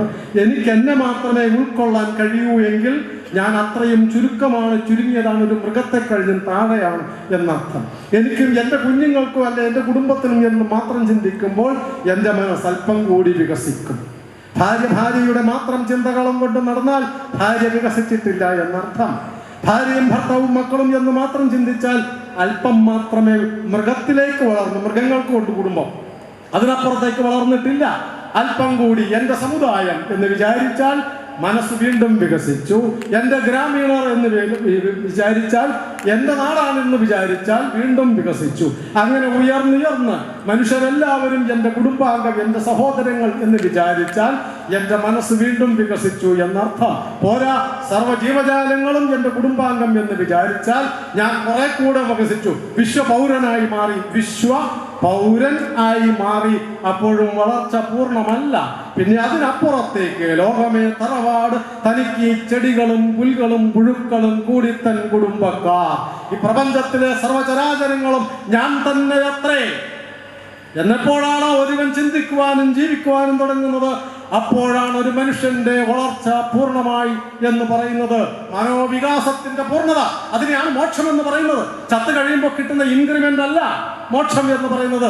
ചാവാറാകുമ്പോൾ ഭാഗവതം വായിച്ച മോക്ഷം കിട്ടുമെന്നൊക്കെ ആരൊക്കെ പറഞ്ഞു പഠിപ്പിക്കുന്നുണ്ടെങ്കിൽ മോക്ഷം കിട്ടില്ല. ജീവിതം കൊണ്ട് ആർജിച്ചെടുക്കേണ്ടതൊന്നാണ് മോക്ഷം. ആ ജീവിതം എന്ന് പറയുന്നത് ഈ പ്രപഞ്ചവുമായി താദാത്മ്യം പ്രാപിക്കുന്ന അവസ്ഥയാണ്. ഈ മനോവികാസത്തിനും ആ മനോവികാസത്തിലേക്ക് എത്തിക്കുന്ന ബുദ്ധിവികാസത്തിനും നിങ്ങളുടെ മക്കൾക്ക് നിങ്ങൾ എന്ത് പരിശീലനമാണ് കൊടുക്കുന്നത്? എന്തെങ്കിലും കൊടുക്കുന്നുണ്ടോ? എന്റെ പ്രാർത്ഥന ഇവിടുത്തെ നടത്തിപ്പുകാരോട്, അധ്യക്ഷന്മാരോടും നേതാക്കന്മാരോടും ചെറുകോൽപ്പുഴ ഹിന്ദുമത കൺവെൻഷന്റെ ഭാഗമായി ഇവിടെ ഉണ്ട്. ഈ 10-8 ദിവസവും ഉണ്ട്. പോരാ, മാസം തോറുമോ ആഴ്ച തോറുമോ വർഷത്തിൽ പല തവണകളിലായിട്ടോ പുതിയ തലമുറകളുടെ ഉള്ളിൽ അവരുടെ മനോവികാസത്തിന് കാര്യമായ വികാസമുണ്ടാകുവാൻ ആവശ്യമായ പരിശീലനം നൽകുവാൻ, അവരുടെ ബുദ്ധി വികസിക്കുവാനുള്ള, ബൗദ്ധികമായ യുദ്ധം നടത്തുവാനുള്ള ക്ഷമത വർദ്ധിപ്പിക്കുവാൻ. വിവേകാനന്ദ സ്വാമികൾ പറഞ്ഞത് ബൗദ്ധിക ക്ഷത്രിയന്മാരെ സൃഷ്ടിക്കാനാണ്. ബൗദ്ധിക ക്ഷത്രിയന്മാർ ആധുനിക ലോകം നേരിടുവാൻ പോകുന്ന ഏറ്റവും വലിയ യുദ്ധം ആ യുദ്ധത്തിന്റെ യുദ്ധമായിരിക്കില്ല. പിന്നെയോ ബൗദ്ധികമായ, ബുദ്ധിപരമായ, സാംസ്കാരികമായ ആക്രമണം ഇപ്പോൾ നാം നേരിട്ടുകൊണ്ടിരിക്കുക. നിങ്ങളുടെ മക്കൾ നേരിട്ടുകൊണ്ടിരിക്കുക സാംസ്കാരികമായ യുദ്ധം. ആ സാംസ്കാരിക യുദ്ധത്തിലേക്ക് കടന്നു പോകുമ്പോൾ നമ്മുടെ തലമുറകൾക്ക് പിടിച്ചു നിൽക്കുവാൻ കഴിയണമെങ്കിൽ, നമ്മുടെ സമൂഹത്തിന് നിലനിൽക്കുവാൻ കഴിയണമെങ്കിൽ, നമ്മുടെ സംസ്കാരത്തിനെ പരിപാലിക്കുവാൻ കഴിയണമെങ്കിൽ, സനാതന ധർമ്മത്തെ രക്ഷിക്കുവാൻ കഴിയണമെങ്കിൽ ബുദ്ധിപരമായ ക്ഷമത നൽകണം. മാനസികമായ വികാസം പകർന്നു നൽകുവാനുള്ള പരിശീലനം നൽകണം. അപ്പോൾ മാത്രമാണ് സാധാരണ മൃഗതുല്യമായ മനുഷ്യൻ, മൃഗം ഒരു വെറും ജീവി എന്നുള്ള അവസ്ഥയിൽ നിന്ന് സാധാരണ മനുഷ്യൻ വിശ്വമാനവനായി വികസിക്കുന്നത്. മനുഷ്യൻ മാനവനായി മാറുക എന്നർത്ഥം. അരവിന്ദ മഹർഷി അതിന് ഉപയോഗിച്ചിരിക്കുന്ന വാക്ക് എന്താണ്? അതിമാനവൻ, സൂപ്പർമാൻ എന്ന വാക്കാണ് ഉപയോഗിച്ചിരിക്കുന്നത്. അതിമാനവൻ, അതാണ് ഏറ്റവും വികസിതമായ മനുഷ്യന്റെ അവസ്ഥ. ആ അവസ്ഥയിലേക്ക് എത്തുന്നതിനെ കുറിച്ച് വളരെ നിസാരമായി നമ്മുടെ വിദ്യാധിരാജൻ പറഞ്ഞത് എന്ത്? ഉറുമ്പിന്റെ മനസ്സുമായി താദാത്മ്യം പ്രാപിക്കൂ, ജീവജാലങ്ങളുടെ മനസ്സുമായി താദാത്മ്യം പ്രാപിക്കൂ, മറ്റെല്ലാ മനുഷ്യന്റെയും മനസ്സുമായി താദാത്മ്യം പ്രാപിക്കൂ, ഈ പ്രപഞ്ചത്തിന്റെ താളവുമായി താദാത്മ്യം പ്രാപിക്കൂ. അതാണ് നമ്മുടെ വളർച്ചയ്ക്ക് എല്ലാ ജീവജാലങ്ങളുടെയും താളം നമുക്ക് മനസ്സിലാവും. പ്രപഞ്ചത്തിന്റെ താളം അറിഞ്ഞ് ജീവിക്കുമ്പോഴാണ് പ്രകൃതി സംരക്ഷിക്കപ്പെടുന്നതും പ്രകൃതി പരിപോഷിപ്പിക്കപ്പെടുന്നതും. ഇന്ന് ജൂൺ 5-ാം തീയതി നിങ്ങൾ എല്ലാ വർഷവും പരിസ്ഥിതി ദിന പ്രതിജ്ഞ എടുക്കാറുണ്ടല്ലോ, പമ്പര വിഡ്ഢിത്തം. അതുകൊണ്ടൊരിക്കലും പ്രകൃതി സംരക്ഷിക്കപ്പെടാൻ പോകുന്നില്ല. പ്രകൃതിയെ അറിവ്, ഇങ്ങനെ ചില പ്രതിജ്ഞ കൊണ്ട്, ചില ശാസ്ത്ര വിചാരം കൊണ്ട് പ്രകൃതിയെ സംരക്ഷിച്ചത് എവിടെയെങ്കിലും നിങ്ങൾക്ക് ഉദാഹരണം പറയാമോ? ലോകത്തിൽ എവിടെയെങ്കിലും ശാസ്ത്രജ്ഞാനം കൊണ്ട് പ്രകൃതിയെ സംരക്ഷിച്ച, പ്രകൃതിയുടെ താളത്തെ നിലനിർത്തിയ, പ്രപഞ്ചത്തിന്റെ സന്തുലനത്തെ നിലനിർത്തിയ ഒരു രാജ്യം പറ, ശാസ്ത്രജ്ഞാനം കൊണ്ട്? അങ്ങനെ ഒന്നില്ല. സാധ്യമാകണമെങ്കിൽ ബുദ്ധി വികസിച്ചാൽ പോരാ, മനോവികാസം ഉണ്ടാകണം. അതാണ് ഈ ഉറുമ്പിന്റെ കഥയിലൂടെ യൂണിവേഴ്സൽ മൈൻഡ് എന്ന അർത്ഥത്തിൽ ചട്ടമ്പി സ്വാമികൾ നമുക്ക് പറഞ്ഞു തന്നത്. വിദ്യാധിരാജ യുഗത്തിൽ നാം മനസ്സിലാക്കേണ്ട മറ്റൊരു കാര്യം അതാ, സാധാരണ മനുഷ്യനിൽ നിന്ന് വിശ്വമാനവനിലേക്ക് ഉയരാൻ നമ്മുടെ പല രാഷ്ട്രീയ പ്രത്യയശാസ്ത്രങ്ങളും മതങ്ങളും സമുദായങ്ങളും ഒക്കെ നമ്മുടെ ചുറ്റിനുമുണ്ട്. നമ്മളിൽ പലരും അതിലും ഉണ്ട്. പക്ഷേ മനോവികാസത്തിന് എൻ്റെ ജാതിക്കപ്പുറം ചിന്തിക്കാൻ കഴിയാത്തവനാണ് മാനവികതയെക്കുറിച്ച് പ്രസംഗിക്കുന്നത്. എൻ്റെ മതത്തിനപ്പുറം ചിന്തിക്കാൻ കഴിയാത്തവനാണ് വിശ്വമാനവികതയെക്കുറിച്ച് പ്രസംഗിക്കുന്നത്. എൻ്റെ പ്രത്യയശാസ്ത്രത്തിനപ്പുറം ചിന്തിക്കാൻ കഴിയാത്തവനാണ് ലോകത്തിൽ മാനവികതയുടെ വക്താക്കളായി അവതരിക്കുന്നത്. വിവേകാനന്ദ സ്വാമികൾ ചോദിച്ചത്, രണ്ടാമതൊരു വഴി തെരഞ്ഞെടുത്തവനെ സഹിക്കാൻ കഴിയാത്തവനാണ് വിശ്വസാഹോദര്യത്തെക്കുറിച്ച് ലോകം മുഴുവൻ പ്രസംഗിച്ച് നടക്കുന്നത് എന്ന് വിവേകാനന്ദ സ്വാമികൾ ആക്ഷേപിച്ചു. പല വഴികളും തെരഞ്ഞെടുക്കുവാനുള്ള സ്വാതന്ത്ര്യം, ഓരോരുത്തർക്കും അവനവൻ ഇഷ്ടമുള്ള വഴി തെരഞ്ഞെടുക്കുവാനുള്ള സ്വാതന്ത്ര്യം. ആ മാനസികാവസ്ഥയിലേക്ക് ഉയരുമ്പോഴേ വിശ്വമാനവികതയെക്കുറിച്ച് നമുക്ക് ചർച്ച ചെയ്യുവാൻ സ്വാതന്ത്ര്യം ഉള്ളൂ എന്ന് നാം തിരിച്ചറിയണം. എല്ലാവരും വിശ്വസാഹോദര്യത്തെക്കുറിച്ച് പ്രസംഗിക്കുകയും അടുത്ത നിമിഷം ഈ പറയുന്നത് പോലെ സങ്കുചിതനായി മാറുകയുമാണ് നാം ചെയ്തുകൊണ്ടിരിക്കുന്നത്. അതുകൊണ്ട് ചട്ടമ്പി സ്വാമികളുടെ ഈ ജീവകാരുണ്യ നിരൂപണം, അതൊക്കെ ഇവിടെ പറഞ്ഞിട്ടുണ്ടാവും ആരെങ്കിലും, ആ കൃതി പഠിക്കേണ്ടത്, ജീവകാരുണ്യ നിരൂപണം എന്ന കൃതി പഠിക്കേണ്ടത് വെറും കൃതി ചൊല്ലാനല്ല, വായിച്ചു പഠിക്കാനല്ല, ഓരോ പ്രാണികളുടെ ഉള്ളിലുള്ള മനസ്സുമായി താതാത്മ്യം പ്രാപിക്കുന്നതിന് വേണ്ടിയായിരിക്കണം ചട്ടമ്പി സ്വാമികളുടെ ജീവകാരുണ്യ നിരൂപണത്തെക്കുറിച്ച് നാം ചർച്ച ചെയ്യാൻ, അഹിംസയെക്കുറിച്ച് ചർച്ച ചെയ്യാൻ. അഹിംസ എന്നുള്ളത് കൊല്ലാതിരിക്കലല്ല. അഹിംസ പരമോധർമ്മ എന്ന് പറഞ്ഞ ഭഗവത്ഗീതയാണ് കൊല്ലാർജുന എന്ന് പറഞ്ഞത്. അത് രണ്ടും കൂടെ എങ്ങനെ പൊരുത്തപ്പെടുന്നത്? അതുകൊണ്ട് കൊല്ലാതിരിക്കലല്ല അഹിംസ. അത് വേറൊരു വിഷയമാണ്, ഇവിടുത്തെ ചർച്ചാ വിഷയമല്ല. അതുകൊണ്ട് അത് ഏറ്റവും ഉയർന്ന പടിയാണ്. ഒന്നിനെയും വേദനിപ്പിക്കാതിരിക്കുവാൻ ആകുന്നതിന് മുൻപ് മനോവികാസം ആർജിക്കണം എന്നർത്ഥം. മനുഷ്യവികാസത്തിന്റെ പൂർണ്ണതയാണ് അതെന്ന് ഞാൻ സൂചിപ്പിച്ചു. ഈ വികാസത്തിൽ നിന്ന് പ്രകൃതി സംരക്ഷണവും സാധ്യമാവുകയുള്ളൂ. അല്ലാതെ സയന്റിഫിക് ടെമ്പർ ഉണ്ടായാൽ പ്രകൃതിയെ രക്ഷിച്ചു കളയാം. ജൂൺ 5 അതാണല്ലോ നമ്മൾ ശാസ്ത്രമാണ് പറയുന്നത്. സയന്റിഫിക് ടെമ്പർ ഇപ്പൊ കേരളത്തിലൊരു പ്രയോഗമാണ്. സയന്റിഫിക് ടെമ്പർ കൊണ്ട് എവിടെയെങ്കിലും ഈ കേരളം സാക്ഷര കേരളമാണല്ലോ. സയന്റിഫിക് ടെമ്പർ കണ്ടമാനം ഉണ്ടെന്ന് പറയുന്ന കേരളമാണല്ലോ. ഈ കേരളത്തിലെ സാക്ഷരന്മാർ ഉപയോഗിക്കുന്ന അത്ര പ്രകൃതിയെ, പരിസരത്തെ മലിനമാക്കുന്നവർ മറ്റെവിടെയെങ്കിലും ഉണ്ടോ? സാക്ഷരൻ എന്ന് പറയുന്നവനാണ് കേരളത്തിൽ ഏറ്റവും കൂടുതൽ. ആരാ? അടിച്ചുവാരി വഴിയിലേക്ക് മാലിന്യം വലിച്ചെറിയുന്നവൻ, ഹോട്ടൽ മാലിന്യം പെരുവഴിയിലെ ഓടക്കുള്ളിലേക്ക് തള്ളുന്നവൻ, ഇറച്ചി മാലിന്യം പെരുവഴിയിൽ കൊണ്ട് കെട്ടി വലിച്ചെറിയുന്നവനാണ് സാക്ഷരൻ. പ്രകൃതി സംരക്ഷണത്തിന് പിറ്റേ ദിവസം പ്രതിജ്ഞയെടുക്കാൻ പോകുന്നവൻ.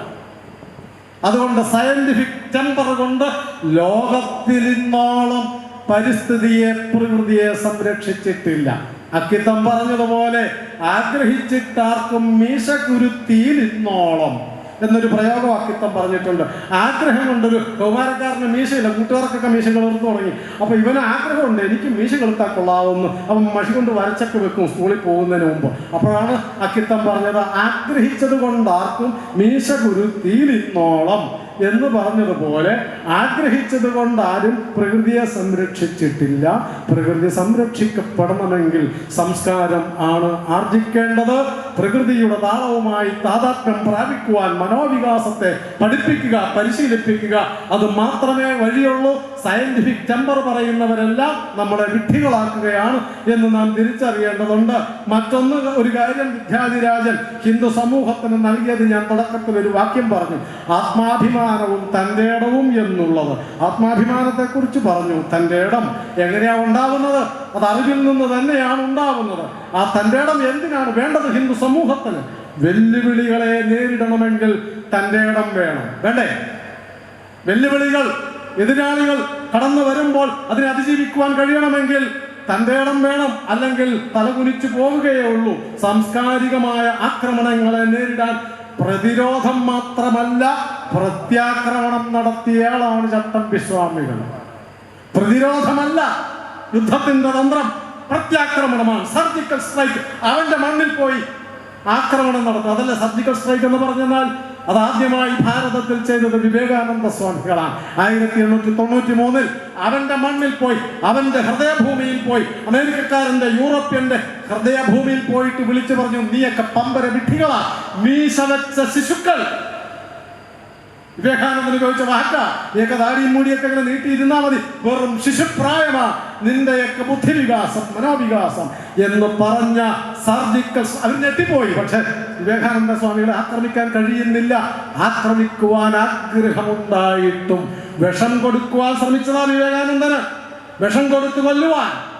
അമേരിക്കയിലെ ഈ സമ്മേളനം കഴിഞ്ഞ് അദ്ദേഹത്തിനെ ആക്രമിക്കുവാൻ, അദ്ദേഹത്തിനെ ചീത്ത വിളിക്കുവാൻ പത്രങ്ങൾ മത്സരിച്ചു. സമ്മേളനം കഴിഞ്ഞു, നമ്മുടെ അതിഥി അല്ലാതായി മാറിയിരിക്കുന്നു, അതുകൊണ്ട് അയാളെ ഇനി വെറുതെ വിടരുതെന്ന് പറഞ്ഞ പത്രങ്ങൾ അമേരിക്കയിലുള്ളത്. ആ സർജിക്കൽ സ്ട്രൈക്ക് അമേരിക്കയിൽ വിവേകാനന്ദൻ നടത്തിയെങ്കിൽ അടുത്ത സർജിക്കൽ സ്ട്രൈക്ക് ഇവിടെ നടത്തിയ ചട്ടമ്പി സ്വാമികൾ. അങ്ങനെയാണ് നാം കേട്ടിട്ടുള്ള ക്രിസ്തുമത ഛേദനം എഴുതിയത്. ഒരു സർജിക്കൽ സ്ട്രൈക്കാണ്. എന്തായിരുന്നു കാരണം? ഏറ്റുമാനൂർ അമ്പലത്തിന്റെയും മറ്റും മുമ്പിലുണ്ടായിരുന്ന ഉത്സവങ്ങൾ, ഏറ്റുമാനൂർ അമ്പലം കേരളത്തിലെ വലിയ അമ്പലം, ആ ഉത്സവം നടക്കുന്നിടത്ത് ആയിരക്കണക്കിന് ഭക്തജനങ്ങൾ വരുന്നു. ആ അമ്പലത്തിന്റെ മുമ്പിൽ പോയി നിന്നിട്ട് അവിടെ ഇരിക്കുന്നത് പിശാചാണ്. കണ്ണിനെ ആരാധിക്കാൻ നിങ്ങൾക്ക് നാണമില്ലേ? നിങ്ങൾ ചെകുത്താന്മാരെയാണ് ആരാധിക്കുന്നത് എന്ന് പറയുന്നത് ഏറ്റുമാനൂർ അമ്പലത്തിന്റെ മുമ്പിൽ നിന്ന്, കേരളത്തിലെ തിരുവിതാംകൂറിലെ വിശേഷിച്ചും അമ്പലങ്ങളുടെ മുമ്പിൽ പോയി നിന്ന് നിങ്ങൾ ചെകുത്താനെയാണ് ആരാധിക്കുന്നത്, നിങ്ങൾ പിശാചിനെയാണ് ആരാധിക്കുന്നത്, നിങ്ങൾ നരകത്തിൽ പോകും എന്ന് ആക്ഷേപിക്കുമ്പോൾ, തലയ്ക്ക് തട്ട് കിട്ടുമ്പോൾ അത് കൊണ്ട് തലയൊന്ന് തടവി തല കുമ്പിട്ട് അല്പം വളഞ്ഞ് നട്ടെല്ലും കൂടി വളച്ചിട്ട് ആ ചിത്ത വിളിച്ചവന്റെ മുമ്പിലൂടെ നടന്നു പോകുന്ന ഹിന്ദുക്കളെ കണ്ട് സഹികെട്ടിട്ടാണ് ചട്ടമ്പി സ്വാമികൾ ക്രിസ്തുമതഛേദനം എഴുതിയത്. മാത്രമല്ല, ആ സർജിക്കൽ സ്ട്രൈക്ക് അദ്ദേഹം ഒറ്റയ്ക്കല്ല നടത്തിയത്. ആത്മാഭിമാനം ഉണ്ടാകുവാൻ അദ്ദേഹം തുനിഞ്ഞിറങ്ങുക മാത്രമല്ല ചെയ്തത്, ശിഷ്യന്മാരെ തയ്യാറാക്കി. കാളിയാങ്കൽ നീലകണ്ഠപിള്ള, കരുവാ കൃഷ്ണനാശാൻ, തീർത്ഥപാദ പരമഹംസ സ്വാമികൾ അടക്കമുള്ള ഗൃഹസ്ഥരും സന്യാസിമാരുമായ ശിഷ്യന്മാരെ തയ്യാറാക്കി അവരെ കൊണ്ട് കേരളത്തിലെ ക്ഷേത്രങ്ങളിൽ മുഴുവൻ ഉത്സവങ്ങളിൽ മതപ്രസംഗങ്ങൾ തിരുവിതാംകൂറിൽ വിശേഷിച്ചും നടത്തിച്ചത് ചട്ടമ്പി സ്വാമികളും ശ്രീനാരായണ ഗുരുദേവനുമാണ്. അതുകൊണ്ടാണ് ഒരിക്കൽ വർക്കലയിൽ ഗുരുദേവനെ കാണുവാൻ കരുവാ കൃഷ്ണനാശാൻ ചെന്ന് വർത്തമാനം നമസ്കാരം എല്ലാം കഴിഞ്ഞ് വർത്തമാനവും പറഞ്ഞ് ഗുരുദേവൻ കൊടുത്ത പ്രസാദവും വാങ്ങി മടങ്ങിപ്പോയി. തിരിച്ചു നടന്ന് കുറച്ചങ്ങ് പോയപ്പോൾ കൂടെ നിന്ന ശിഷ്യന്മാരോട് ഗുരുദേവൻ പറഞ്ഞു, കൃഷ്ണനില്ലായിരുന്നുവെങ്കിൽ നമ്മളെല്ലാം ക്രിസ്ത്യാനികളാകുമായിരുന്നു എന്ന് ഗുരുദേവൻ പറഞ്ഞത് വർഗീയത കൊണ്ടല്ല, മതവിരോധം കൊണ്ടല്ല. മതവിരോധം കൊണ്ടല്ല. ഈ ദർശനം പറയുവാൻ ഹിന്ദുക്കൾ അവശേഷിക്കേണ്ടതുണ്ട്. കോട്ടയത്ത് കളക്ടറേറ്റിന്റെ പിന്നിൽ ഒരു പള്ളി, അതിലെ പോയിട്ടുള്ളവർ കണ്ടിട്ടുണ്ടാവും.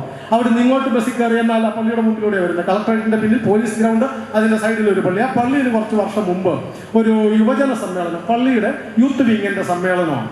അപ്പം എന്താണ് മതസംവാദം എന്നൊന്നുമില്ല, 3 മതങ്ങളെ കുറിച്ച് അവതരിപ്പിക്കണം. കഷ്ടകാലത്തിന് അവർ ഹിന്ദു മതം അങ്ങനെ ഒരു സാധനം ഇല്ല. പക്ഷെ എന്നെയാണ് അവർ വിളിച്ചത്.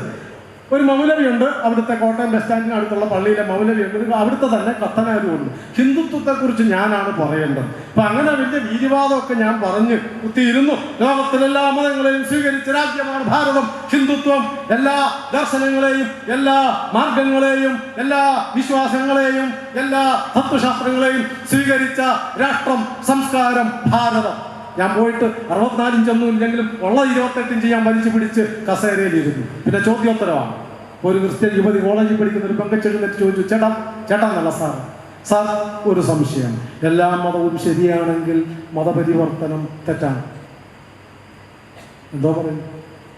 എല്ലാ മതങ്ങളും ശരിയാണെങ്കിൽ മതപരിവർത്തനം എങ്ങനെ തെറ്റാണെന്ന് പറയും? നിങ്ങളെന്ത് പറയും? എല്ലാ മതവും ശരിയാണ്, മതം മാറും, മറ്റൊരു മതം സ്വീകരിക്കുന്നുണ്ടെന്നാ കുഴപ്പം. ഞാൻ അന്ന് വേറെ ചില ഉത്തരങ്ങളൊക്കെ പറഞ്ഞു. പിന്നെ ആലോചിച്ചപ്പോൾ വളരെ നിസാരമായ ഒരു ഉത്തരം എനിക്ക് കിട്ടി. അപ്പൊ ഞാനിവിടെ നിന്ന് സുരേന്ദ്രൻ മതം മാറി നാളെ മുഹമ്മദായി എന്ന് വിചാരിക്കുക. മതം മാറിയ മറ്റൊരു മതവിശ്വാസിയായ മുഹമ്മദ് എന്ന ഞാൻ പറയുമോ എല്ലാ മതവും സത്യമാണ്, എല്ലാ ഈശ്വരനും സ്വീകരിക്കപ്പെടാവുന്നതാണെന്ന് പറയുമോ? മതം മാറി ഞാൻ മത്തായിയായി സുവിശേഷകനായി രാജ്യം മുഴുവൻ സഞ്ചരിച്ചുകൊണ്ട് വടക്കേ ഇന്ത്യയിൽ പോയി നിന്നിട്ട് ഞാൻ പ്രസംഗിക്കുവോ നിങ്ങൾക്ക് ഏത് മതവും സ്വീകരിക്കാം, എല്ലാ മതവും സത്യമാണെന്ന് മത്തായിയായി മാറിയ സുരേന്ദ്രൻ പറയുമോ? പറയില്ലെങ്കിൽ പിന്നെ ഈ ദർശനം നിലനിൽക്കണമെങ്കിൽ എന്ത് വേണം? മതം മാറി നമ്മളെല്ലാവരും ഹിന്ദു അല്ലാതെയായി മാറിയാൽ ഈ ദർശനം കൊണ്ട് നടക്കുവാൻ ലോകത്തിലെല്ലാ മതങ്ങളെയും ഉൾക്കൊള്ളുന്ന ദർശനം ലോകത്തിന് സംഭാവന ചെയ്യണമെങ്കിൽ ഹിന്ദുക്കൾ അവശേഷിക്കണം. ഇല്ലെങ്കിൽ മതങ്ങൾ തമ്മിൽ കലഹിച്ച് വെട്ടിയും കുത്തിയും ബോംബെറിഞ്ഞും ഒടുങ്ങിപ്പോകും. അങ്ങനെ ഒടുങ്ങിപ്പോകാതിരിക്കണമെങ്കിൽ സർവ മത സമ്പ്രദായങ്ങളും സത്യമാണ്. ആകാശാത് പതിതം തോയം യഥാ ഗച്ഛതി സാഗരം സർവദേവ നമസ്കാരം എന്നുള്ള മന്ത്രമില്ലേ? ആകാശത്തു നിന്ന് വീഴുന്ന ആ ജലധാര ഒഴുകിപ്പരന്ന പല വഴികളിലൂടെ അത് സമുദ്രത്തിൽ എത്തിച്ചേരുന്നു. ആകാശാത് പതിതം തോയം എന്ന് പറയുന്ന ആ തോയം വെള്ളം ഒഴുകി സമുദ്രത്തിൽ തന്നെ എത്തിച്ചേരുന്നു. മാർഗങ്ങൾ പലതാണ് എന്ന് പറയുന്നത് ആ മാർഗങ്ങൾ പലതും മാർഗങ്ങളാണ്, ലക്ഷ്യം സമുദ്രത്തിൽ എത്തിച്ചേരലാണ് എന്ന് പ്രഖ്യാപിക്കുവാൻ കഴിയണമെങ്കിൽ അത് പ്രഖ്യാപിക്കുന്ന ഒരു മതസമ്പ്രദായം, അത് പ്രഖ്യാപിക്കുന്ന ഒരു സംസ്കാരം, അത് പ്രഖ്യാപിക്കുന്ന ഒരു ജനത അവശേഷിക്കണം. അതുകൊണ്ടാണ് മതപരിവർത്തനം തെറ്റാണ് എന്ന് പറയുന്നത്. ചട്ടമ്പി സ്വാമികൾ ശ്രമിച്ചത്, ഈ സർജിക്കൽ സ്ട്രൈക്ക് നടത്തിയത്, ശിഷ്യന്മാരെ കൊണ്ട് അത് ചെയ്യിച്ചത് ഈ പറഞ്ഞ കാര്യം നിലനിൽക്കുവാൻ വേണ്ടിയാണ്. ആത്മവിശ്വാസം മാത്രമല്ല, തന്റെ ഇടം. തീർത്ഥപാദ സ്വാമികൾ കോട്ടയത്ത് തിരുനക്കര അമ്പലത്തിന്റെ മുമ്പിൽ പോയി നിന്ന് യുവാക്കൾക്ക്, കോളേജ് വിദ്യാർത്ഥികൾക്ക് ക്ലാസ് എടുക്കുമായിരുന്നു. രാത്രിയിൽ 4 മണിക്കൂർ മറ്റും പ്രസംഗിച്ചിട്ടുണ്ട്. സദാനന്ദ സ്വാമികൾ, ചട്ടമ്പി സ്വാമികൾ, തീർത്ഥപാദ സ്വാമികൾ മൈക്കില്ല, 3 മണിക്കൂർ 4 മണിക്കൂർ തിരുനക്കര അമ്പലത്തിന് മുമ്പിൽ ഹിന്ദു യുവാക്കൾക്ക് ക്ലാസ് എടുക്കുമായിരുന്നു. അത് കേട്ട് ആത്മവിശ്വാസത്തോടുകൂടി CMS കോളേജിൽ സമരം നടത്തിയിട്ടുണ്ട്. ഞാനത് വിശദീകരിക്കുന്നില്ല. അങ്ങനെ സമരം നടത്തിയിട്ടുണ്ട്. അവിടെ ഒരു ഗൗരിയമ്മ കേസുണ്ടായിരുന്നു. നാട്ടകത്ത് മതം മാറ്റാൻ ശ്രമിച്ച ഒരു യുവതിയെ, ഒരു നായർ യുവതിയെ തട്ടിക്കൊണ്ടുപോകാൻ ശ്രമിച്ചതും പിന്നീട് ഹിന്ദുക്കളെല്ലാം ഈ വീര്യം കയറിയ, ആത്മാഭിമാനമുണ്ടായ, തന്റേടികളായി മാറിയ വിദ്യാസമ്പന്നരായ ഹിന്ദു യുവാക്കൾ കോടതിയിൽ പോയി അവിടെ നിന്ന് വെല്ലുവിളിക്കുകയും അവിടെ നിന്ന് പുറത്തേക്ക് വന്ന ഗൗരിയമ്മയെ പിടിച്ചുകൊണ്ടുപോയി ബോട്ടിൽ വള്ളത്തിൽ കയറ്റി കോട്ടയത്ത് നിന്ന് ചേർത്തലയിലേക്ക് ഘോഷയാത്രയായി കൊണ്ടുപോയി ചേർത്തലയിൽ കൊണ്ടുപോയി ഒരു നായർ യുവാവിനെ കൊണ്ട് കല്യാണം കഴിപ്പിച്ച ഗൗരിയമ്മ കേസൊക്കെ ഉണ്ടായത് അന്ന് തട്ടിക്കൊണ്ടുപോകൽ അനുവദിക്കാതിരുന്നത് ചട്ടമ്പി സ്വാമികളുടെ ഈ തന്റേടികളായ ശിഷ്യന്മാരുണ്ടായിരുന്നത് കൊണ്ടാണ്. അതുകൊണ്ട് വിദ്യാധിരാജ യുഗം എന്ന് പറഞ്ഞാൽ മറ്റൊരു വാക്ക് ഉപയോഗിക്കാം, കടന്നാക്രമണത്തിന്റെ യുഗം.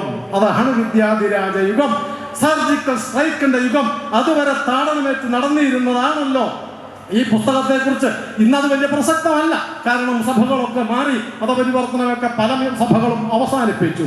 അതുകൊണ്ട് ഞാൻ ചരിത്രം പറഞ്ഞു എന്ന് മാത്രം. പക്ഷെ അന്ന് നിങ്ങളുടെ ഈ നാട്ടുകാരനായ ഒരു കവി ഉണ്ടായിരുന്നല്ലോ.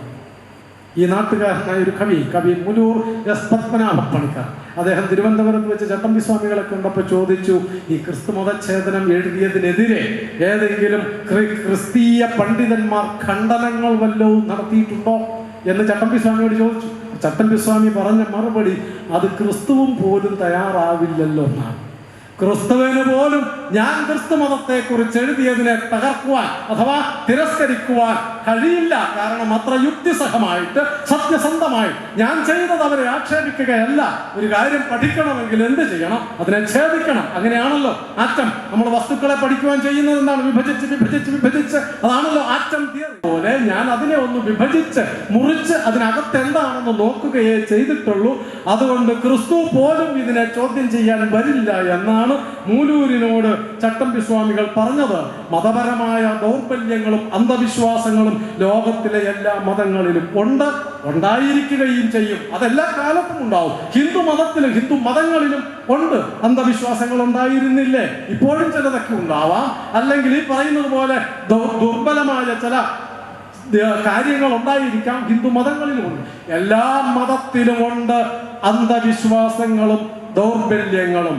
പക്ഷേ അതിനെ എടുത്ത് ഉപയോഗിച്ചുകൊണ്ട് നടക്കുന്ന ഏർപ്പാട്, അത് ഞങ്ങളുടെ പ്രമാണമാണ് എന്ന് പറയാത്ത ഒരേ ഒരു സംസ്കാരം, ഒരേ ഒരു ജനത ഹിന്ദു ദർശനമാണ്. അന്ധവിശ്വാസത്തെ അംഗീകരിക്കാത്ത, അനാചാരങ്ങളെ തിരസ്കരിച്ച, കൊള്ളരുതായ്മകളെ നിഷ്കരുണം വലിച്ചെറിഞ്ഞ സംസ്കാരമാണ് ഹിന്ദു സമൂഹത്തിനുള്ളത്. അതുകൊണ്ടാണല്ലോ വർക്കലയിൽ ഗുരുദേവനെ കാണാൻ ചെന്ന മഹാത്മാഗാന്ധി ഗുരുദേവനോട് ഒരു ചോദ്യം ചോദിച്ചു.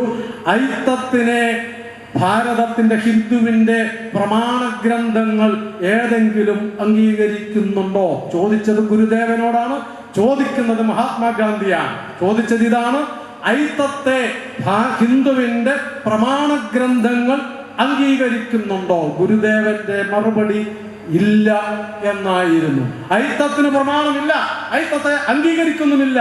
അതുകൊണ്ട് പ്രമാണ ഗ്രന്ഥങ്ങളിൽ ഇല്ലാത്ത ഒന്നാണ് നാം കൊണ്ടു നടന്നതും അധപ്പതിച്ചതും. അതുകൊണ്ട് ആ ചട്ടമ്പി സ്വാമികൾ പറഞ്ഞത്, വിദ്യ കൊണ്ടോ ധനം കൊണ്ടോ കഴിയുന്നത്ര ഉത്സാഹിച്ച് മതപരിവർത്തന ദുരാചാരങ്ങളെ തടയണം. ചട്ടമ്പി സ്വാമികൾ പറഞ്ഞതാ, ധനം കൊണ്ടോ വിദ്യ കൊണ്ടോ ഇതിനെ ചെറുക്കണം. ഇന്ന് അങ്ങനെ മതപരിവർത്തനത്തെ ചെറുത്തവരാ നമ്മുടെ നവോത്ഥാന നായകർ. വൈകുണ്ഠ സ്വാമികൾ, മഹാത്മാ അയ്യങ്കാളി, പത്തനംതിട്ടയിൽ നിന്ന് പോയ ഒരാളിനെ മതം മാറ്റിയ ആളാണ്, ഹിന്ദുവാക്കി മാറ്റിയാണ്. വെള്ളിക്കര മത്തായി, നിങ്ങൾ കേട്ടിട്ടുണ്ടോ?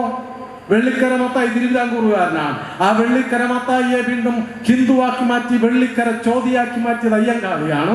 ശ്രീനാരായണ ഗുരുദേവൻ, ചട്ടമ്പി സ്വാമികൾ, സദാനന്ദ സ്വാമികൾ, എന്തിന് പൊയ്കയിൽ കുമാര ഗുരുദേവൻ, ശുഭാനന്ദ സ്വാമികൾ, എല്ലാ ആചാര്യന്മാരും മതപരിവർത്തനത്തിനെ തടയുകയും അവരെ വീണ്ടും ഹിന്ദുക്കളാക്കി മാറ്റുകയും ചെയ്തതാണ്. കാരണം കാവാരികുളം കണ്ടൻകുമാരൻ അടക്കം സർവ്വ നവോത്ഥാന നായകന്മാരും അതൊരു മറ്റൊരു വിഷയമാണ്. അതുകൊണ്ട് ഈ നവോത്ഥാന നായകർ മുഴുവൻ ഹിന്ദു സമൂഹത്തെ മതപരിവർത്തനത്തിൽ നിന്നും തടയുവാൻ ഈ ചട്ടമ്പി സ്വാമികളുടെ ക്രിസ്തുമതഛേദനം അടക്കമുള്ള പുസ്തകങ്ങളും ആശയങ്ങളും ഉപയോഗിച്ചിട്ടുണ്ട്. ഇന്ന് പക്ഷേ മതപരിവർത്തനമല്ല പ്രധാന വെല്ലുവിളി, പിന്നെയോ ഞാൻ മുമ്പേ സൂചിപ്പിച്ച ആശയപരമായ ആക്രമണങ്ങളാണ്. ചട്ടമ്പി സ്വാമികൾ പറഞ്ഞ വാക്യമുണ്ടല്ലോ, ആ വിദ്യ കൊണ്ടോ ധനം കൊണ്ടോ മതപരിവർത്തനത്തിനെ ചെറുക്കണം എന്ന് പറഞ്ഞതുപോലെ സാംസ്കാരികമായ ഇന്നത്തെ ആക്രമണങ്ങളെ ചെറുക്കാൻ വിദ്യ കൊണ്ടോ ധനം കൊണ്ടോ നമ്മൾ തയ്യാറാണോ? വിദ്യ കൊണ്ടോ ധനം കൊണ്ടോ ഹിന്ദു സമൂഹം നേരിടുന്ന സാംസ്കാരികമായ ആക്രമണങ്ങളെ ചെറുക്കുവാൻ നമ്മൾ ഇന്നെന്ത് ചെയ്യുന്നു? എന്റെ പ്രാർത്ഥന വീണ്ടും സംഘാടകരോടാണ്. എന്തെങ്കിലും പദ്ധതികൾ ആസൂത്രണം ചെയ്യുക. നമ്മുടെ വളർന്നു വരുന്ന കുഞ്ഞുങ്ങളെ, യുവതീ യുവാക്കളെ നിങ്ങൾ ബാല്യത്തിൽ, ശൈശവത്തിൽ ചില ശീലങ്ങളോ ചില ആചാരാനുഷ്ഠാനങ്ങളോ പഠിപ്പിച്ചാലൊന്നും അവരെ രക്ഷപ്പെടുത്താൻ കഴിയില്ല. കാരണം അവർ വെല്ലുവിളി നേരിടുന്നത് ആചാരാനുഷ്ഠാനങ്ങളിൽ അല്ല, അവർ വെല്ലുവിളി നേരിടുന്നത് ആശയങ്ങളിലാണ്, അവർ വെല്ലുവിളി നേരിടുന്നത് ഫിലോസഫിക്കലായിട്ടാണ്, അവർ വെല്ലുവിളി നേരിടുന്നത് യുക്തിവാദത്തിന്റെ മുൻപിലാണ്, അവർ വെല്ലുവിളി നേരിടുന്നത് ധാർമ്മിക മൂല്യങ്ങളുടെ മുൻപിലാണ്. അതിനെ അതിജീവിക്കുവാൻ, ആ സാംസ്കാരികമായ മൂല്യങ്ങളെ ഉന്മൂലനം ചെയ്യുവാൻ ഇവിടെ ഉണ്ടല്ലോ, കേരളത്തിൽ നടന്നതല്ലേ ചുംബന സമരം, ഇവിടെ നടന്നതല്ലേ താലി ചുട്ടരിക്കൽ സമരം, ആർത്തവ സമരം, ലിവിങ് ടുഗദർ, എന്തെല്ലാം കൊള്ളരുതായ്മകൾ ഹിന്ദു മൂല്യങ്ങളെ തകർക്കുവാൻ ചെയ്യുമ്പോൾ അതിനെ അതിജീവിക്കുവാൻ കഴിയണമെങ്കിൽ വിദ്യ കൊണ്ടോ ധനം കൊണ്ടോ ഈ സാംസ്കാരിക ശൂന്യ നായകന്മാർ നടത്തുന്ന വെല്ലുവിളികളെ അതിജീവിക്കുവാനുള്ള ആയുധം, ബൗദ്ധികമായ ആയുധം, ധാർമ്മികമായ ആയുധം, സാംസ്കാരികമായ ആയുധം, ഇന്റലക്ച്വൽ ജയൻസ് ആക്കി മാറ്റുവാനുള്ള പരിശീലനം യുവതീ യുവാക്കൾക്ക് പകർന്നു നൽകുവാനുള്ള പദ്ധതികൾ ആസൂത്രണം ചെയ്യണം. ചെറുവാൽപ്പുഴ ഹിന്ദുമത കൺവെൻഷൻ അത് ചെയ്യുവാൻ കഴിയുമ്പോഴാണ് വിദ്യാധിരാജ യുഗം നമുക്ക് ആവർത്തിക്കുവാനല്ല, ഇതിനെ സാക്ഷാത്കരിക്കുവാൻ കഴിയുന്നത്. ചട്ടമ്പി സ്വാമികളുടെ ഈ ശതാബ്ദി വേളയിൽ ഭാരതത്തിന്റെ സംസ്കാരത്തെ പഠിക്കുവാൻ നമുക്ക് വേണ്ടത് വിദ്യാധിരാജ സ്തുതിയല്ല, സ്തുതികളൊക്കെ അവസാനിപ്പിക്കുക.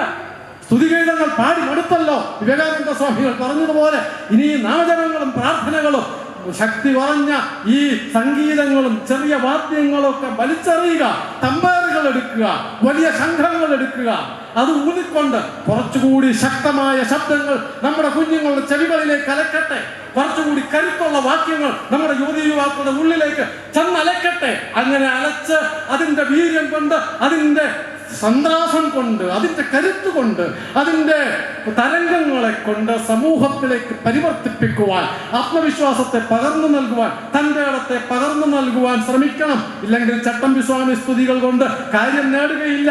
ആ ചട്ടമ്പി സ്വാമിയെ പോലും പിഴപ്പിക്കുവാൻ ശ്രമിക്കുകയാണ്. അതിലൊരു വാക്യം ഞാൻ പറയാം. ശ്രീനാരായണിൽ നിന്ന് സഹോദരൻ അയ്യപ്പനിലൂടെ കമ്മ്യൂണിസത്തിലേക്ക് വളർന്ന കേരളത്തിലെ പുരോഗമന പ്രസ്ഥാനങ്ങളോട് നേരിട്ടടുത്തു നിൽക്കുന്നു ചട്ടമ്പി സ്വാമികൾ.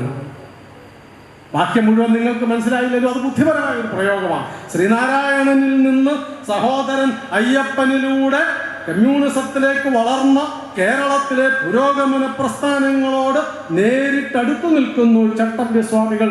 ഡോക്ടർ കെ മഹേശ്വരൻ നായർ പറഞ്ഞതാണ്, ഈ അദ്ദേഹത്തിന്റെ പുസ്തകത്തിലുള്ളതാണ്. അതുകൊണ്ട് ഒറ്റ കാര്യമാണ്, പണ്ട് കാലത്തൊരു പ്ലൂട്ടാർക്ക് എന്ന് പറയുന്ന എന്ന് പറയുന്ന ഒരു വലിയ തത്വചിന്തകനുണ്ടായിരുന്നു നൂറ്റാണ്ടുകൾക്ക് മുൻപ്. ആ പ്ലൂട്ടാർക്ക് പറഞ്ഞു, ഒരിക്കൽ ലോകത്തോട് വിളിച്ചു പറഞ്ഞു, പ്ലൂട്ടാർക്ക് ജീവിച്ചിരുന്നില്ല എന്ന് വേണമെങ്കിൽ നിങ്ങൾ പറഞ്ഞുകൊള്ളുക, പക്ഷേ കുഞ്ഞുങ്ങളെ പിടിച്ച് തിന്നുന്ന പ്ലൂട്ടാർക്ക് ഉണ്ടായിരുന്നു എന്ന് നിങ്ങൾ പറയരുത്. ഒരു മനുഷ്യനില്ലായിരുന്നു, ചട്ടമ്പിസ്വാമികൾ ജീവിച്ചിരുന്നില്ല എന്ന് പറഞ്ഞാൽ ഈ കേരളത്തിനും ലോകത്തിനും ഭാവിയിലൊന്നും സംഭവിക്കാൻ പോകുന്നില്ല. കാരണം വേറെ അനേകായിരങ്ങൾ നമുക്കുണ്ട്. പക്ഷേ കൊള്ളരുതാത്ത, വേണ്ടാധീനം ചെയ്ത ചട്ടമ്പിസ്വാമികൾ ഉണ്ടായിരുന്നു എന്ന് നിങ്ങൾ പറഞ്ഞ് പഠിപ്പിക്കരുത്. അതുകൊണ്ട് ചട്ടമ്പിസ്വാമി യുഗത്തിൽ മറ്റൊരു ദൗത്യം ചെറുകോൽപ്പുഴ ഹിന്ദുമത കൺവെൻഷൻ ഉള്ളത്. ചട്ടമ്പിസ്വാമികളുടെ ആഹ്വാനങ്ങൾ എന്തായിരുന്നു, അദ്ദേഹത്തിന്റെ പാഠങ്ങൾ എന്തായിരുന്നു, അദ്ദേഹത്തിന്റെ നിർദ്ദേശങ്ങൾ എന്തായിരുന്നു, അദ്ദേഹത്തിന്റെ ജീവിതം എന്തായിരുന്നു എന്ന് പഠിപ്പിച്ച് ഈ അപഹാരത്തിൽ നിന്ന്, ശനിയുടെ അപഹാരം, ഈ ശനികളെല്ലാം ഇന്ന് ചട്ടമ്പിസ്വാമികളെ, ശ്രീനാരായണ ഗുരുദേവനെയൊക്കെ അപഹരിച്ചിരിക്കുകയാണ്. ഈ ശനികളുടെ അപഹാരത്തിൽ നിന്ന് നമ്മുടെ നവോത്ഥാന നായകന്മാരെ, നമ്മുടെ ചട്ടമ്പിസ്വാമിയെയും ഗുരുദേവനെയും അടക്കമുള്ള ആചാര്യന്മാരെ ഈ ശനികളിൽ നിന്ന് മോചിപ്പിച്ച് യഥാർത്ഥ ചട്ടമ്പിസ്വാമിയെ ലോകത്തിന്റെ മുമ്പിൽ അവതരിപ്പിക്കാനുള്ള സന്ദർഭമായി ചട്ടമ്പിസ്വാമി യുഗം, വിദ്യാധിരാജ യുഗം പരിണമിക്കട്ടെ, മാറ്റുവാൻ നിങ്ങൾക്ക് കഴിയുമാറാകട്ടെ എന്ന് പ്രാർത്ഥിച്ചുകൊണ്ട് അവസാനിപ്പിക്കുന്നു. നമസ്കാരം. ബഹുമാന്യരായ നമ്മുടെ അതിഥി, ആദരണീയരായ ശ്രോതാക്കൾ, ഹിന്ദുമത മഹാമണ്ഡലത്തിൻ്റെ ആദരണീയനായ പ്രസിഡന്റ്, വൈസ് പ്രസിഡന്റ്, ജോയിന്റ് സെക്രട്ടറിമാര്,